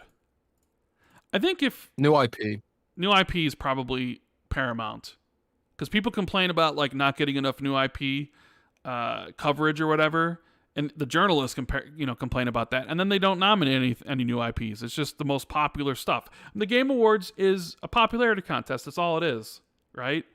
And new IPs might have struggle getting it in. So new IP, I think, is definitely something that needs to be added in the future. I know people say best remake, but I mean, what if there's only one remake in a year? Does that mean it automatically wins? Or do you not have it that category then? Because I don't know. I sort of feel like. Do you watch the Oscars? I used to, but I don't watch Oscars anymore. Do they have the same categories every single year? Usually, yeah. Or do they fluctuate? No, they have the same categories. I mean, the same big ones like best director, best actor, actress. Supporting actor, actress, best picture, best music, best original screenplay, best adapted screenplay. Those are the big ones, but I'm sure they also have other ones like best foreign film, best documentary. But yeah, usually they have all the same categories. But yeah, well, I guess my question was essentially, if they had best remake one year and then if there was no remakes that year, they could take the category out. I mean, they could. Or something. But how many remakes? I think that'd create a weird consistency. How many remakes would have to come out for there to actually be a category? Like, if there's two, does that mean, all right, we got two for this category? Like, you know what I mean? It almost seems like. Yeah, it creates an issue. Like, yeah, best IP though. Best new works. IP. Best new IP has. Yeah, or maybe you could do best independent and then best independent not bankrolled by a publisher or something. Like, actual best indie or whatever. Yeah, or best game made from a team under 10 people or something like that. Yeah. But no, I think the one they have to do is best new IP, for sure. I'd like to see that. Halo is the GOAT, who says, F, marry, kill, the stars of Golden Girls. I mean, I don't even know their names. Do you know the names of the Golden Girls? I don't even know what Golden Girls is, bro. It's a TV show from like the 80s, late 80s, 90s, where it was like two old women and then their mother. Yeah, dude, I'm in my early 20s. I don't really know much about 80s shows. I'm too young, basically. But no, I don't know what it is, so I can't answer. Yeah. And I've been disconnected again. No, you're here. I hear you. Silas says, Happy December, mates. What brings you gentlemen joy in life? Things that have nothing to do with gaming. What brings you joy, Jez, outside of gaming? My girlfriend. My girlfriend brings me joy. First thing I thought. She's super supportive. She puts up with a lot. She's very patient with me. Yeah, your Friday nights are basically non-existent for now for 6 years. She probably hates my guys. So, Andy, ask Andy. She's very patient. Ask her if she hates me. Oh, she's asleep now. Oh, she's sleeping now. Okay. She must have fell asleep. But we bored her to sleep, which I suppose. But nah. But what else? What else brings me joy? Just family and friends, man. Like my brother. My brother is awesome. Nicest person that you'll ever meet is my brother. He's like the opposite of me. I can be an asshole. My brother just does not have a nasty bone in his body. He's just the nicest, most helpful, awesome person I've ever met. But yeah, it's friends and family and girlfriend. I mean, yeah, what friends brings you joy, Rand? I also like spaghetti. That always brings me and joy. Beans. You like beans too. Yeah, but I've got, I was saying to Tom Warren, like, because I was joking about beans on Twitter again the other day, and Tom Warren was, saying, like, did you have beans for breakfast today? And I told him that, not a lot of people know this, but I've become intolerant to pulses, which is like beans and nuts, I think. Okay. Since I had a stomach infection. Yeah, I had a stomach infection before the pandemic. And since then, I haven't been able to eat beans without really making myself quite ill. So that's my horrible secret. And I think that's why I have to post so much, because it helps me cope with this debilitating reality that I find myself in, where the best food in the world I'm no longer able to partake in. That sucks. I mean, mine's kind of the same to you. Friends, family, especially friends. My books. When I pick up a new book, gonna get really, really into it. Like, oh man, I love it. Watching a really good movie, Lord of the Rings, probably my favorite movie of all time. Fellowship of the Ring, Two Towers, Return of the King. Doing this podcast with you. Love doing it. But I guess you like that even more than that Brandon Sanderson dude? Lord of the Rings? Oh yeah, I mean the movies for sure. I mean the book, the Brandon. Oh, I thought you meant the book. No, I mean the movies. I mean the book is okay. Oh, the movies are my favorite things ever. You read the book too? Yeah, I've read the book. I'd rather. Why would you read the book when there's a movie? I read the book before the movie came out. Oh, okay. Because it's like the movie's an upgrade from the book, right? In this case, try and imagine the picture. Most time the books are always better than movies, but in this case, Lord of the Rings movie is better than the book. Yes. Oh wow. Which people, I'm sure maybe some people you've don't agree some with. People I'm sure I have. I'm sure I have, but I don't care. That is a hill I will die on. The Lord of the Rings movies are way better than the Lord of the Rings book. Damn.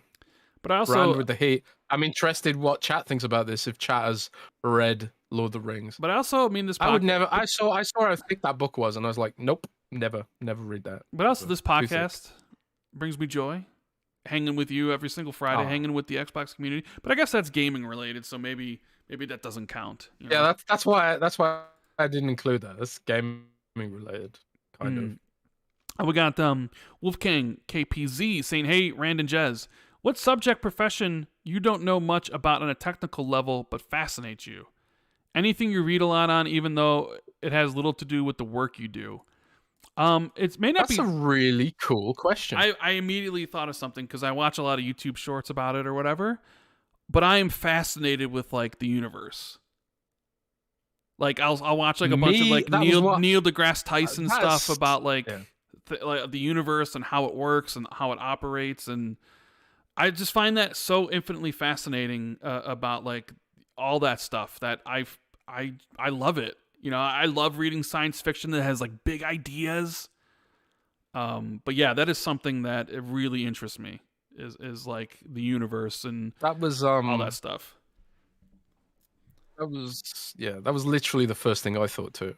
It was the universe, and I'm the same way. I'm exactly the same, and I don't think we've ever talked about this ever. But I also like have the YouTube shorts with Neil deGrasse Tyson popping on my feed. But you also want to do like an alien UFO podcast. You're into the alien UFO stuff. I do.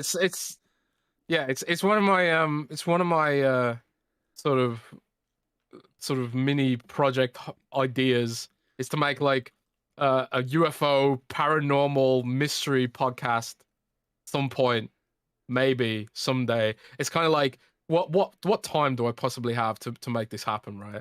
But that's something I've been interested in, that kind of stuff since I was a kid. I don't necessarily believe any of it.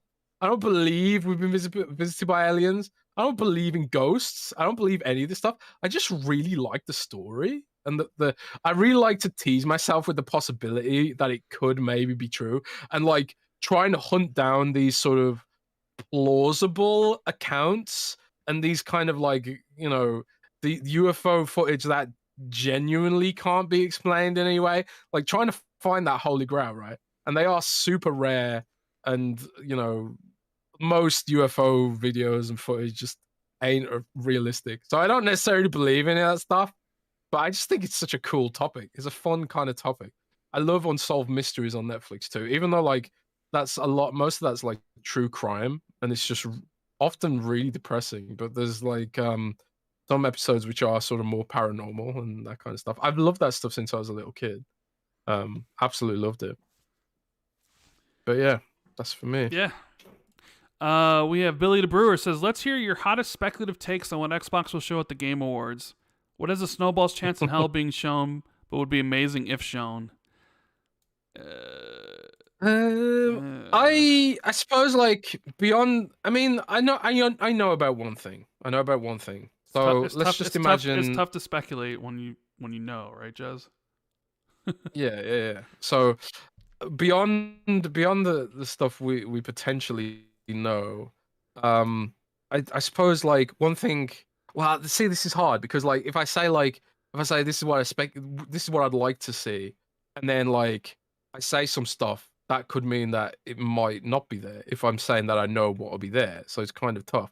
But I don't know if they're going to show off a bunch of stuff, you know.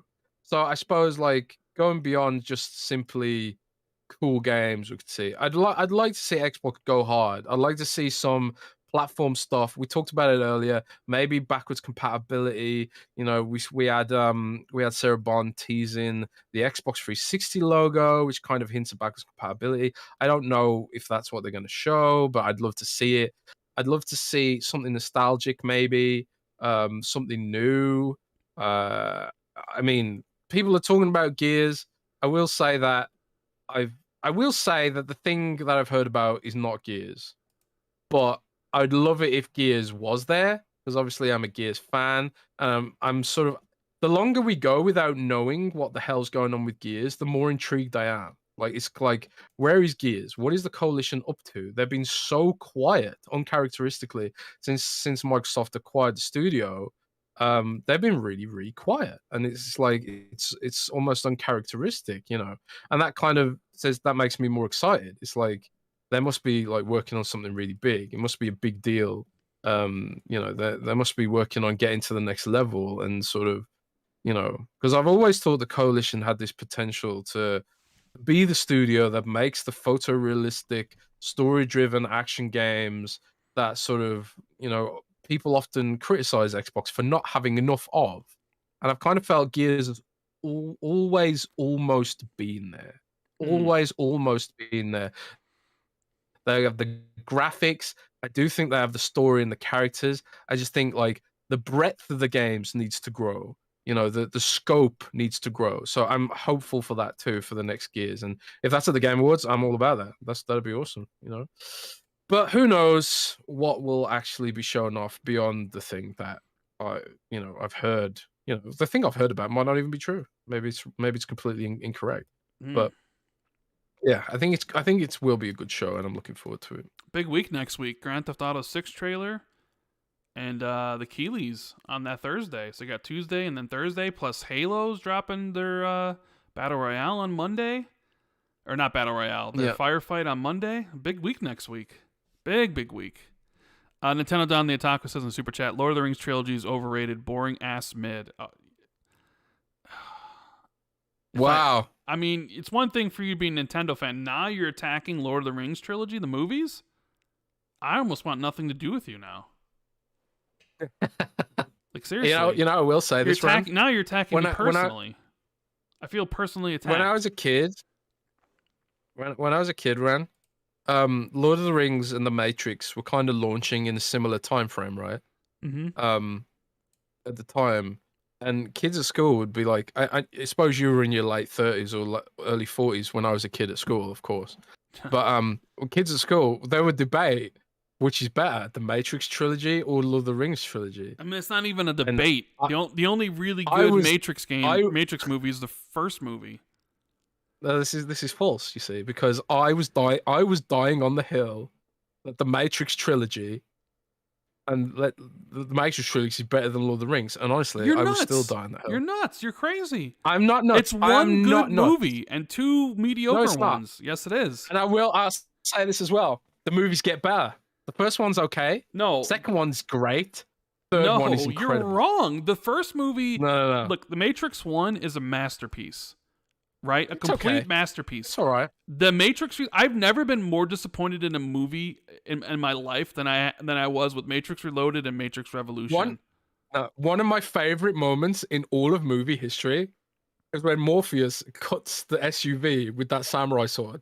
That is one of the coolest things I've ever seen in my life. You know, and like you're telling me like the brawl where Neo is fighting like hundreds of Smiths isn't one of the coolest things in cinema history? Like, it's so much better than anything in Lord of the Rings. Anything. Matrix Reloaded just has all this cool stuff. And you go into the third movie where there's like flying robot squids in this giant epic war. It's like I'd never seen anything like that. Whereas like Lord of the Rings just like, dude, this is a Warcraft ripoff. I mean, Lord of the Rings is bigger than Warcraft. There would be no Warcraft without Lord of the Rings. I was watching Lord of the Rings and I was thinking, dude, this is just Warcraft with extra steps. Yeah. Well, whatever.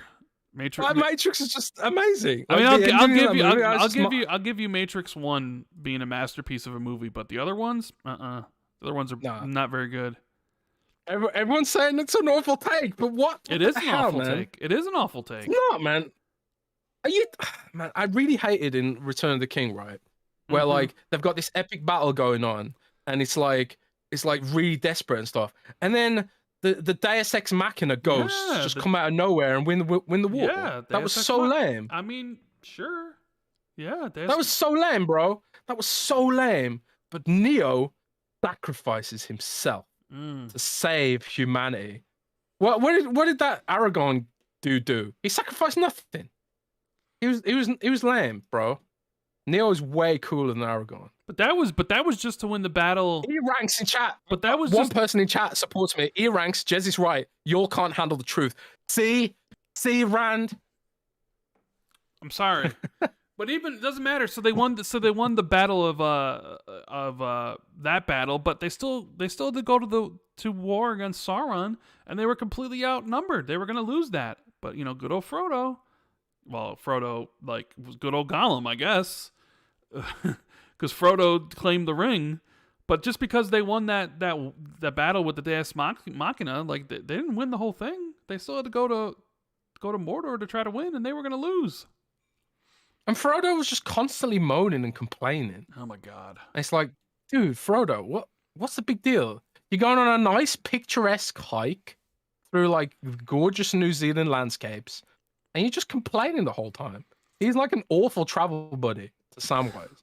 And Samwise is like, there, come on, Frodo, we're having a nice little hike here, you know, having a picnic in the countryside. And Frodo's just moaning the whole time, man. Crying and whining. So annoying, bro. We have Achievement in the super chat, or the super chat, the Patreon saying, do you think Xbox will use the refresh designs as a new stepping off point for the brand? A sort of this is Xbox moment to bring back interest, and pair the launch with maybe a few other changes like dropping the online paywall and possibly launching a major game with the refresh? No, I think it'll just be, these are the new Xboxes if you want to get them. I don't think they're going to drop the online paywall. I mean, they had their opportunity. I just don't see them changing it to Game Pass Core, then being like, well, a year later, we're going to drop the online paywall. So I don't see that happening. And the games are kind of just money, man. Yeah, I mean, the games are just whatever's ready. I mean, you know, if you could say, well, maybe they launch it with Avowed, you know, because I think Avowed be towards the end of the year. I mean, they always have Call of Duty, so I mean, I guess Call of Duty will be launching around the time those would be. But I mean, maybe they think like that, but I just think it's going to be like, this is the slim models. This one's got more storage. It's got a different look and Game Pass and all that sort of stuff. I don't think they're going to do some of that stuff. You know, now that they have a Call of Duty every year, I guess you launch it with that. Maybe they put it on the box. Like, you get the Call of Duty Black Ops Cold War with your new Xbox Series X. Blaytoven says, do you think Microsoft regrets abandoning HoloLens? Cloud seems like the perfect technology to enable smaller, lighter, more ergonomic headsets. With Quest headsets now selling Xbox consoles and Microsoft putting Game Pass on their platform, I can't help but feel like we're missing out on something that could have been spectacular. The thing is, they haven't abandoned HoloLens. Not yet. They're still working on it for the Ministry of Defense. That's Britain. What do they call it in America? The Department of Defense, the DoD. Mm-hmm. So they're what, and I think this is eventually going to flop. But what Microsoft is trying to do is work with the US military to bake HoloLens into heads-up displays for fighter pilots and also soldiers on the ground. Soldiers on the ground have complained that HoloLens is horrible and makes them less combat viable. And this deal was worth $2 billion. This military contract for HoloLens is worth $2 billion. They are still working at it. And in fact, there was an update on it like not long ago, a few weeks ago, where they were saying like, we've improved it and the new version's better and stuff like that. So a lot of HoloLens now, because it's tied up with the military, is shrouded in secrecy. I will say, though, that I do think they missed an opportunity to bring HoloLens to a consumer market.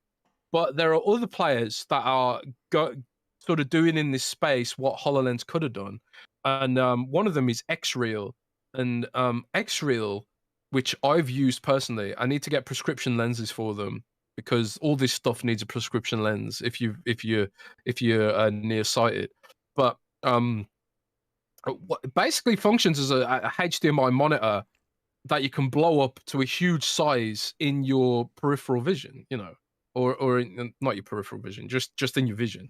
So these Xreal glasses, and they look so similar to a really old Microsoft patent, which some people here might remember, called Project Forza, I think it was called, or Forza Zala, something like that. It had a really weird name, but it was basically HoloLens but sunglasses, really small, no compute, and they were basically just monitors.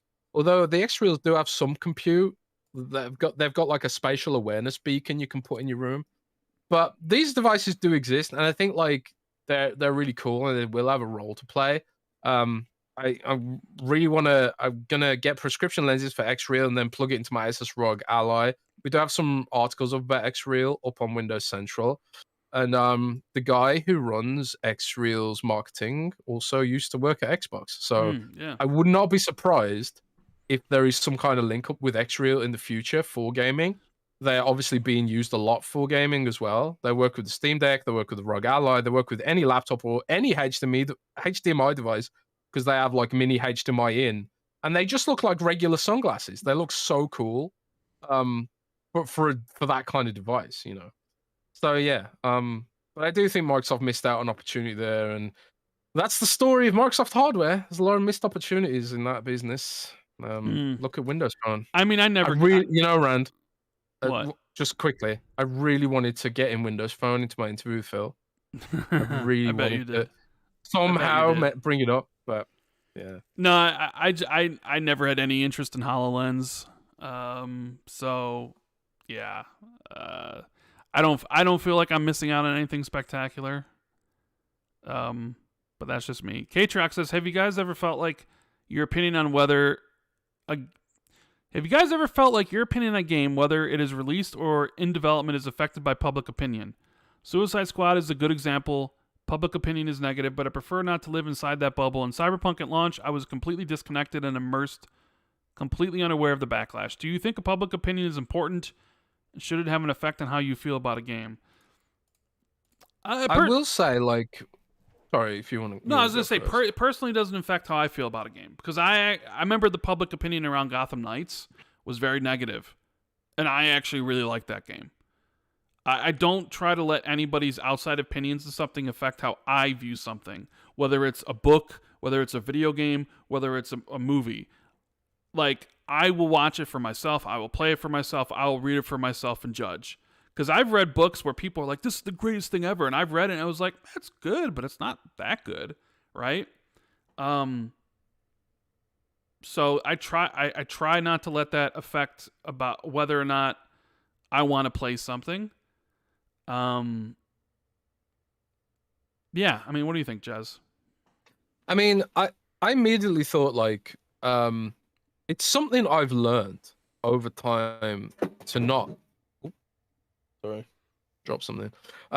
So it's something I've learned over time to not do, but I definitely in the past I think it has affected my opinion, and you know I hate to use Warcraft as an example again, but I do think public opinion around Warcraft when it really started to drop off, sort of around Warlords of Draenor, did affect my opinion of the game. Like everyone was hating on it, saying like pointing out every little flaw it had, and I do think that kind of affected my view of the whole game in general. And I quit WoW for like a really long time after that because it felt like that they're never going to get back to where they were and stuff like that.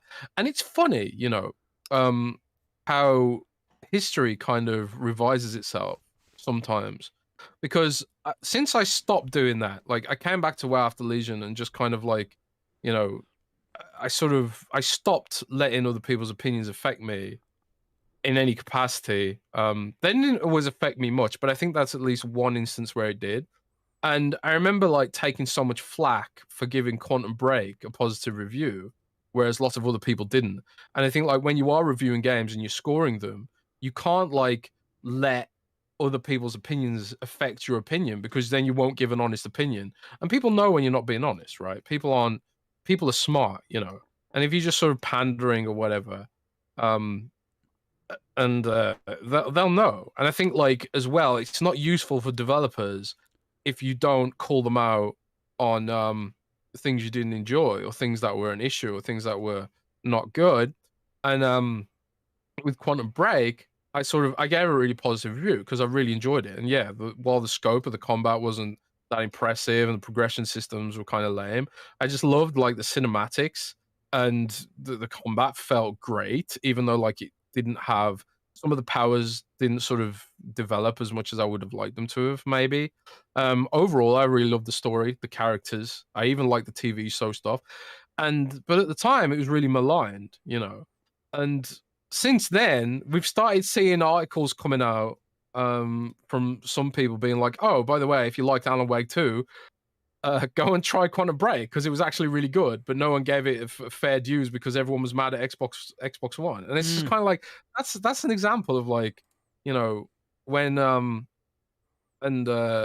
how like everyone was mad at the Xbox One, and I think by that point I just been like, actually I really like what they're going for here. As someone who's gone all in on digital, I really like what they're going for here. So I'm gonna speak up against this blaspheming these blaspheming narratives or whatever. And yeah, so Yeah, but I do think public opinion and perception does really matter. I think, like, especially with regards to Blizzard right now, I think a lot of people are just like, they will hate everything Blizzard does forever because of, the scandals, Mm-hmm. and because of, some of the other stuff they've done. And like, you see it, like, if you go on Blizzard's tweets, you see it in the tweets. People are still bringing up all this stuff. They only mention negative stuff, or they talk about like, oh, microtransactions being too expensive and stuff like that. There's never any positivity about this. But I think really what broke, you know, being like a Windows Phone user, it's just, there's like nothing more going against the grain than being a Windows Phone user.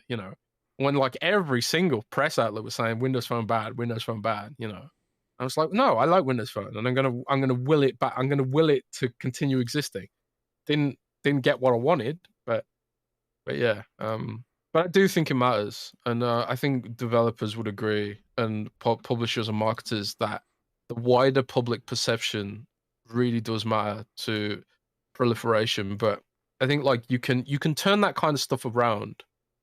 You can turn it around with re-listening to feedback, and then showing customers that you will work hard to flip the narrative and really give them something and be generous about it.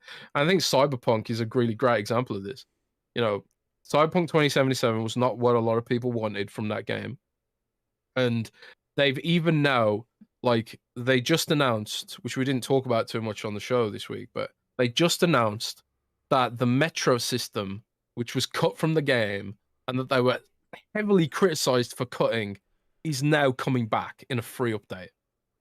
They didn't have to do this. They didn't have to put the Metro system in the game that everyone wanted, and people were upset that they cut it, but they're putting it in the game. And that's how you change public perception, and that's how you give back to your fans, And I think, CD Projekt Red is an absolute example to be followed, and I don't think they'll make the mistakes of Cyberpunk 2077 ever again. Yeah, I mean, but we would hope so, yeah. Yeah, I hope so. Crazy G14 says, hey, Rand and Jez, as we all know, Jez is the biggest Blizzard fan. My question is, if you could pick any non-Blizzard game, past or present, to be remade in Blizzard's art style with cutscenes and trailers included, what game would you pick? Thanks. That's interesting. A classic Blizzard game remade. Now, it's funny, right? No, non-Blizzard game. Oh, non-Blizzard game. Any non-Blizzard game, past or present, to be remade in Blizzard's art style with cutscenes and trailers included. Well, it's interesting because like Blizzard has such a diverse array of art styles. They've got like the Pixar kind of art style, which they use for Warcraft and Overwatch, but then they've also got this like a blisteringly realistic art style, which they've gone for with Diablo. So like, if we're talking like Diablo, for example, what would it look like if, imagine if like you took Diablo's visual fidelity, which is incredible, and you did it with Bloodborne, or something like that. Yeah. I think Diablo and Bloodborne is probably like a pretty Blizzard's art style with Bloodborne's gameplay would work really well. That could work. And like, can you imagine like a Diablo Souls-like? I think would work really well. I think would work really, really well, in that universe with the same classes. Even. Bro, you know what I would want? I want the trailers and the cutscenes that they use for World of Warcraft, but for like Halo. Yeah. You know what I mean? Yeah. Like, I mean, the guy who's in charge of Blizzard's cinematics, he said he wanted to work on Gears. Yeah, he's a Gears fan. I would love to see that. Not necessarily I want like Halo's graphics to be like World of Warcraft, but man, those trailers and those cutscenes, the cinematics. I mean, you could say that for any game. Gears, Tomb Raider, like Uncharted, Last of Us, like those would be so incredible to see. Yeah. We got one here from Sick and Tired. When do you expect Microsoft will actually make another acquisition? You have certain affinity out there trying to get a publisher deal for their new game, and Embracer's situation makes buying Eidos and CD Crystal Dynamics look a priority, yet nothing. I mean, let them cool a little bit. They just acquired ABK and they're integrating them. You know, like these sort of acquisitions, they take time. You know. I will say I am nervous, man. I'm nervous about Embracer and their treatment of Eidos and Crystal Dynamics and those franchises and that IP. Embracer does not deserve any of that stuff. They don't deserve Tomb Raider. They don't deserve Eidos. They don't deserve Crystal. They don't deserve Darksiders. They don't deserve Gunfire. They don't deserve so much. They don't deserve so much of the stuff they've acquired because they've shown nothing but relentless incompetence in handling the gaming business. Like I remember when they were doing this acquisition spree, and I was kind of like, bro, what are they doing here? They've got to have some kind of plan. Is this like they're going to build up this huge sort of content platform and then sell the company or something? They've got to have a plan. They must have some kind of plan. This is all kind of some kind of evil genius plan. They had no plan. Yeah. There was no plan. They were just dumb. They were dumb as hell. And now all the developers are suffering for it, and the fans are going to suffer when all these games end up getting mothballed, you know. Or it could end up being like a THQ situation where THQ like implodes, and then they have to sell off all their IP and all their franchises to some other company. Maybe Microsoft will just be like, okay, well, we'll take that, $10. We'll take that, $5. You know? I mean, I get what he's saying. It's like, hey, they got problems. Eidos and Crystal Dynamics are there. They're working on your games. Why don't you go in there and grab them? Or you have a certain affinity who's, as we saw from the interview we talked about, I think it was last week or the week before, they're still working on a huge project with Halo, right? With 343. And it's that's not somebody you want to slip away from you, right? And it's like, well, they're actually they're looking for a publisher for their new game. And it's like, well, why did Xbox skip on that? Has Xbox not seen it? Or do they not want that game? Are they just only interested in the Halo game? I mean, I don't know. I don't know the ins and outs of all that stuff, but maybe some other publisher just offered a better deal. You know? Well, I mean, no, that Laurel game that they showed at game, like they were showing it to publishers, and apparently, you know, like it's Microsoft didn't want it. Well, nobody, like that was the whole thing, is they were showing it to publishers. So I don't know. I'm just saying, like, I could see why people would be like, well, why don't you just buy Certain Affinity? Right? They're studio, they got all these things. They're working on Halo. Lock them down. Why don't you go and get perfect, you know, Crystal Dynamics and Eidos? They're working on your some of your biggest games. Like, what's preventing you from doing that? And you think they would have learned from CloudGen? We were literally talking about it earlier, but maybe, where they got screwed over. Yeah, I don't know. So we'll see how all that stuff progresses. You know, we'll see what happens. Good old Collinwood says, "Happy Wamageddon season, Rand Jez. How many game awards do you think Xbox first-party games will win next week?" Interesting. I don't know everything they're nominated for. I'll just give a guess. Let's see. Forza's nominated for Best Racing Game. I think it will win that, maybe. I think Hi-Fi Rush will maybe win 1 or 2. So maybe 2 or 3 awards. I think Hi-Fi Rush will win the Best Art Direction. And maybe potentially Best Score. And Forza Motorsport might win like Best Racing Game and maybe Best Innovation. So maybe like 3 or 4 awards, depending, I guess. Like 2, 3, or 4. Yeah. Not Skywalker says, "Dear gents, I know it isn't going to be the big announcement for Xbox, but how would y'all feel about Xbox lending Halo to Jeff for a nice 30-second to 1-minute trailer, perhaps shadow dropping or confirming the release date of Firefight at the Game Awards? The game is surging right now, and in my opinion, it's about time Xbox starts putting the game in front of an unappreciated games media again, as they continue to vote for the same games every year for best ongoing titles. I'm still excited to see what Certain Affinity is helping cook for Halo.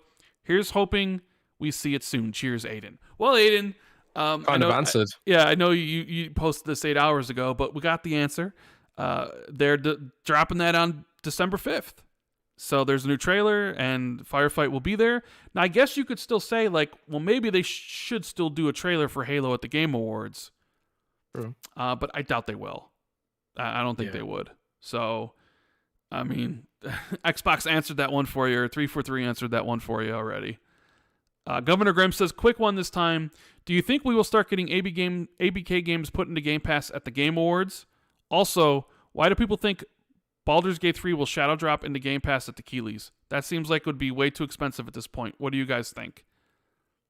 I mean, well, we heard Xbox is going third party, so you wouldn't want to invest in such a thing if you were going third party, right? I mean, I could see Xbox wanting Baldur's Gate 3 for Game Pass, and I could see maybe Larian wanting it too, because Larian's already made all their money. I mean, they're super profitable. They sold all those copies on PC and PlayStation, and you know, if Xbox came to them with a huge check, maybe they'd be like, yeah, you know what, why not? You know what I mean? Or, I don't know. I'm just saying, like, I sort of feel because the launch was staggered and the game's already super successful, that Xbox would have to then pay what it's worth. And, you know, let's say they went to Larian and was like, here's $100 million for day one. Maybe Larian looks at that and was like, that's a win for us because we already are super profitable. You know, they just announced, like, their newest patch, which has epilogue stuff. So, I don't know. Yeah. I mean, I think as well, that would be a huge win for Xbox because I think it would get a lot of people signing up because I think a lot of people aren't sure if Baldur's Gate is the right kind of game for them. Yeah, I don't know if it's the right game. Like the gameplay I've seen of it is not something like turn-based stuff. Yeah. So that would for me, I'd be like, it's a trending game. It's going to clean up at the Game Awards. There's going to be loads of people curious about it, but they're going to be like, do I want to drop $70 or $60 or whatever it is on a classic sort of CRPG kind of game? But hey, it's in Game Pass. I'll sign up and try it there. I think that could be really huge and smart strategic play for Game Pass. Yeah, but it would cost a lot. But that's the thing. That's why I think Larian would be almost willing to accept it because the game's already a huge success. Right? Yeah. So like they would just look at it as like, oh, this is just like, you know, extra cream on top of our sundae. Like Microsoft was gonna pay us $100 million for Shadow Drop when we're already like made all of our money back. Why not?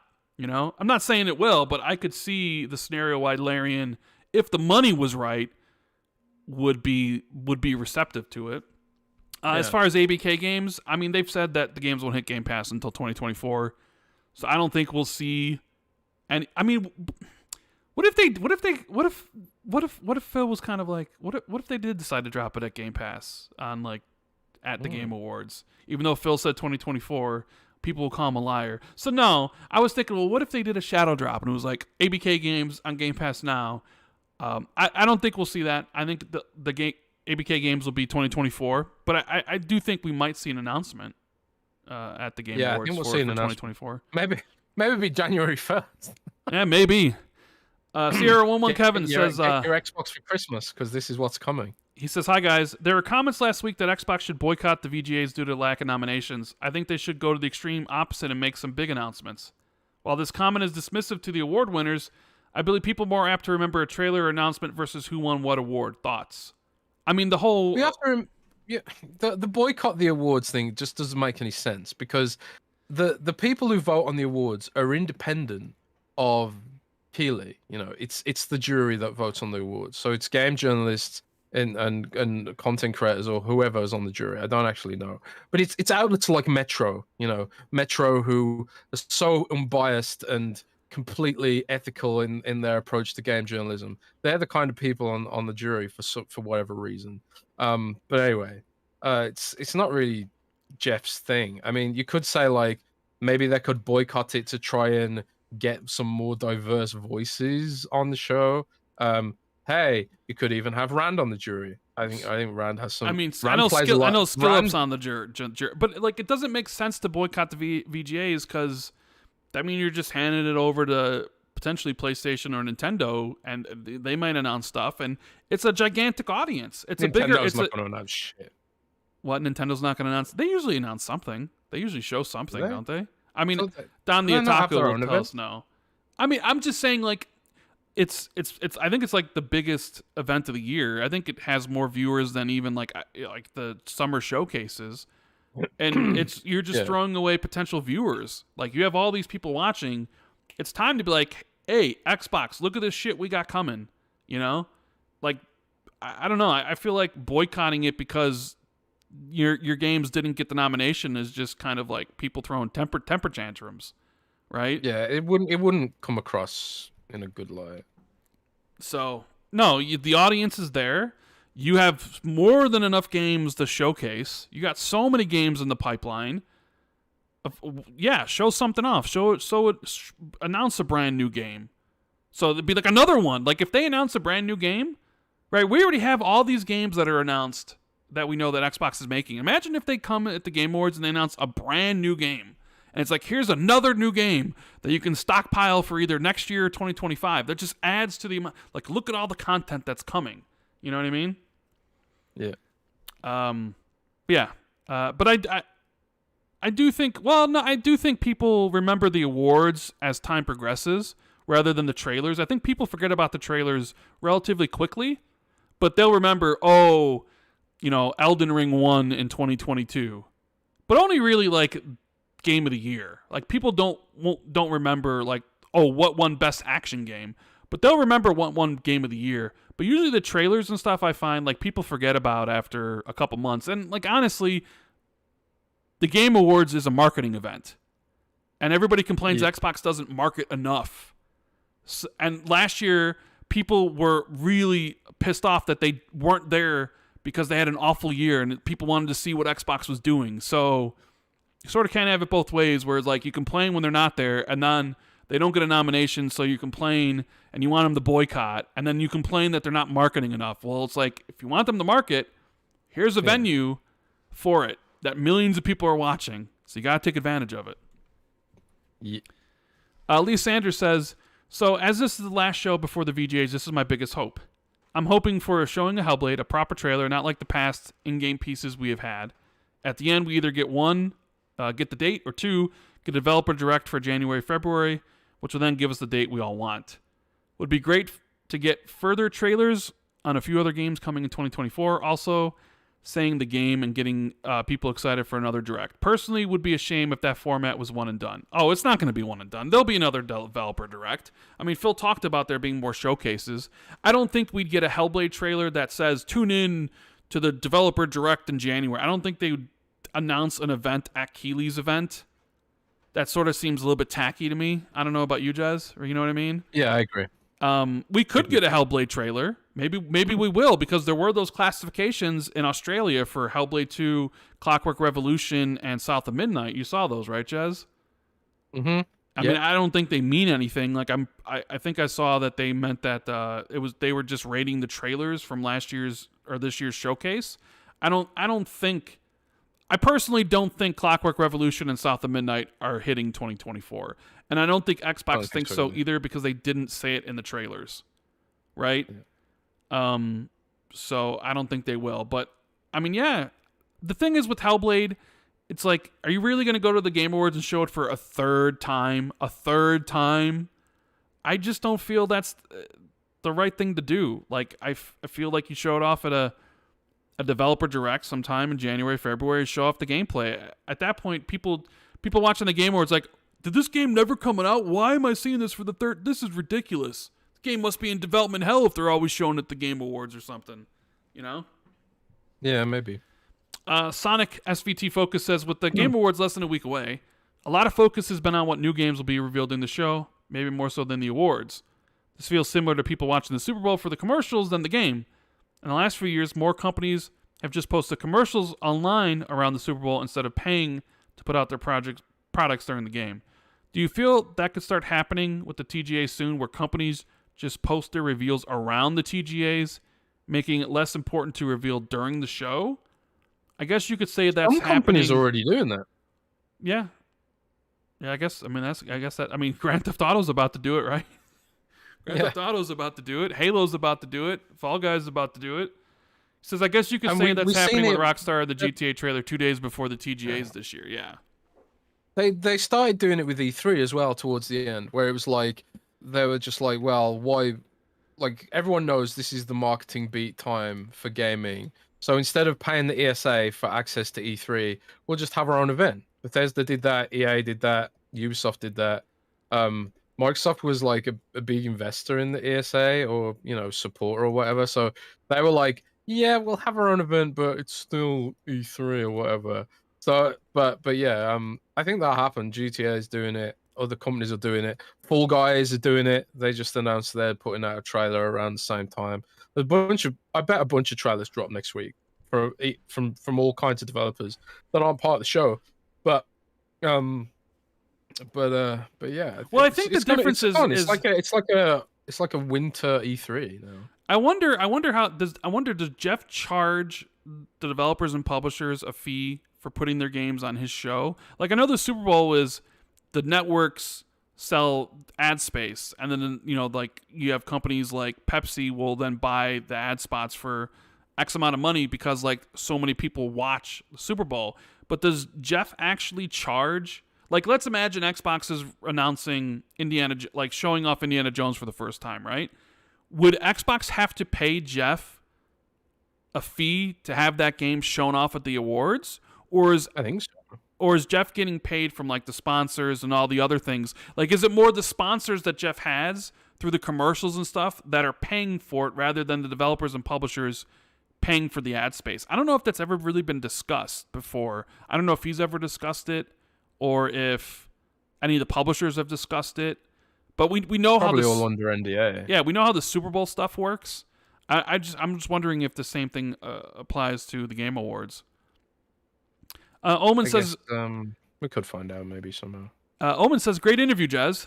When Xbox games launch on an Xbox or PC or PS5, they don't often have an Xbox Games logo on them.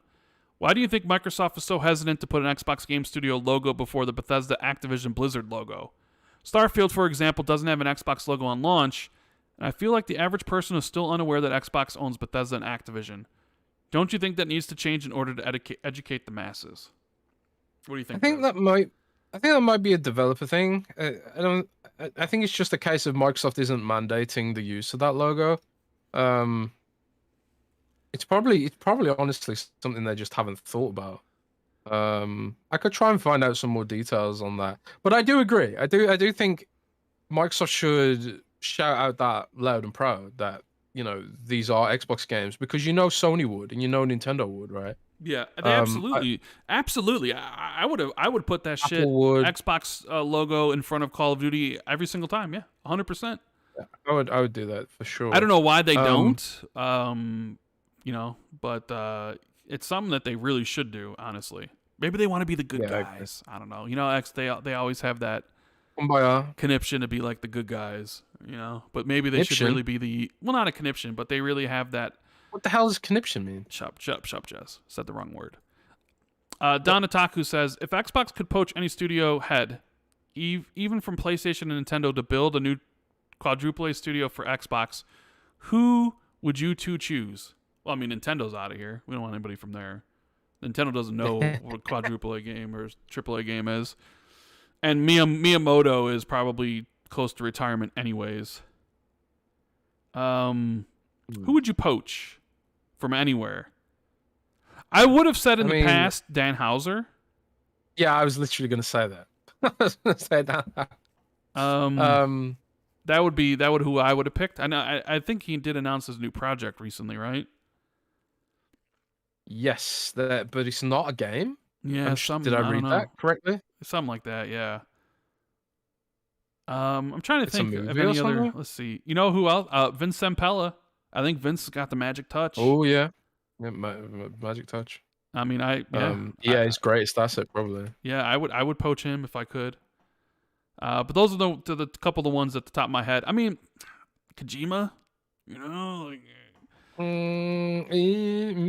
maybe Sam Lake. I don't know if Sam Lake's the head of Remedy, but he's like creative director. But yeah, I mean, my two would be like Dan Houser and Vince. So yeah, those would be mine. And we do have a question also from Joaquin. He says he wants to know, have you guys noticed all the Embracer games on Game Pass this week? How much longer do you give the Embracer group? You notice this, Jez? A lot of Yeah. A lot of the games, like the Remnant games, are Embracer, even though it was like Gearbox Publishing. Gearbox is owned by Embracer, right? Yes, Gearbox is owned by Embracer. Is that a I sign? honestly think Gearbox. I think they'll divest Gearbox at some point. Well, I mean, there was the deal they've got with Gearbox is sort of like. Well, there was the rumors that I think Jason to... Schreier put it out there that they were like, it was either that Gearbox was going to buy themselves back from them to become independent, or that they were going to, like, Embracer was going to sell Gearbox to somebody. Remember? Oh yeah, yeah. Yeah, that's interesting. You know, it's funny. If Battleborn hadn't flopped, I think Gearbox would still be independent right now. You know, I'm gonna die on a hill right now. I'm going off on a tangent. I really like Battleborn. Yeah, you're like the only person who played it, right? You know, I really like Battleborn. I mean, I did drop it for Overwatch eventually, but I really liked that game. The thing that hurt it was 30 frames per second. You know, because they had all the creeps in there and the AI mobs. What, launching around the same time as Overwatch? That didn't help either. It was more like a traditional MOBA with creeps and pushing backwards and forwards, but it was 30 frames per second. And people compared it to Overwatch, which was more like Team Fortress, which probably wasn't a fair comparison. But I think they really stretched themselves thin by trying to have a story mode in Battleborn. I think like if they'd stuck 100% laser focus to making a free-to-play FPS MOBA, I think Battleborn would still be around. I really like that game, man. I played this like duck dude piloting a mech. It was sweet, man. It was a sweet game. But anyway, I digress. Gearbox has some cool IP and some cool franchises. But how long is Embracer going to last? Again. I mean, I think Embracer will keep on cutting studios, and I don't think Embracer is going to go out of business, but they're going to keep on just cutting and slashing, closing studios, getting rid of employees, finding things to essentially make it so they don't go under. So I don't think it's one of those, because I think he's implying like, how long do they have left, and meaning, are they going to go out of business soon?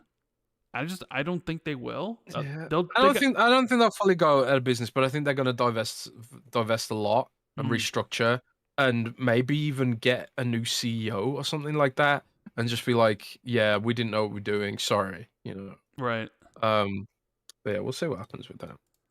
Yeah, I think that's like pretty much everything that you know, we had scheduled for this for the show. So, you know, I figured, you know what, like I want to give you your flowers, Jez. I read your interview. I always read your articles. They're always well done. There was this one thing that you posted in this article that I thought was so good, and not a lot of people really talk about this much, right? But I think it really encapsulates Xbox a lot, and it's not talked about enough. But you said that basically Microsoft is known for confusing messages, and they are known for confusing messaging, but they are running what you said has become arguably the most diverse gaming portfolio in the history of the industry.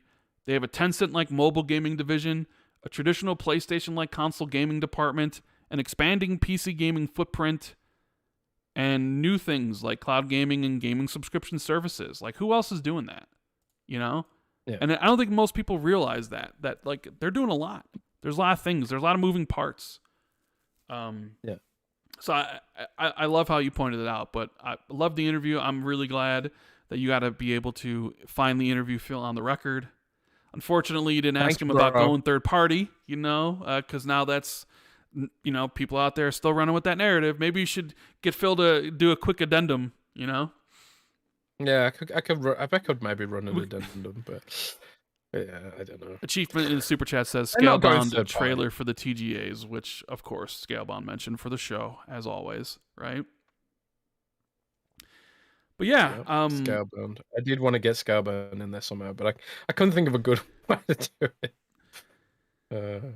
But with that, I mean, we've come to the end of the show. If you enjoyed it, hit the like button. Subscribe if you're new. The show will be up on Spotify, on iTunes, and all the podcast apps tomorrow. if you do the Spotify rap stuff, make sure to tag me and Jez in it.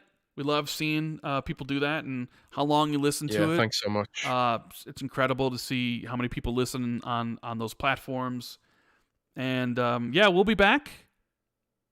We're trying. We might be doing a Xbox 2+1 on Tuesday, so keep your eyes on the Patreon emails for that. We'll talk about maybe having like a whole get together on the Discord voice call to kind of talk about everything going on later this month or whatever. But if not, then we will be back on Friday next week to talk about all the cool things. Nintendo Don says I skipped a super chat. Yeah, because you said that the Zelda movie was greater than Lord of the Rings, which is just there's no such there's what Zelda movie? You mean the shitty Zelda movie from back in the day? Like, get out of here. That's why I skipped it. When you talk nonsense like that. But we'll be back next week for another episode for the aftermath of the Game Awards, talking about whatever Xbox revealed, new games. If they do reveal some new games, platform announcements, if they do reveal ABK stuff, and we'll talk about the winners, we'll talk about the new games and all that sort of stuff. It's going to be a lot of fun. I'm looking forward to it. And so with that, love you guys. Hope you have a fantastic rest of the weekend. And go read Jez's article again. So we're out of here. Thanks so much, everybody. And Jez, I don't know if you Rock and noticed, roll, but baby. your icon for this episode is kind of funny. You just got this like little goofy looking guy. No, that's not a goofy looking guy. That's a goofy looking dude. No, it's a character from Azumanga. Great anime. Anyways, later guys. intense. Keep it gaming. Xbox going third party confirmed.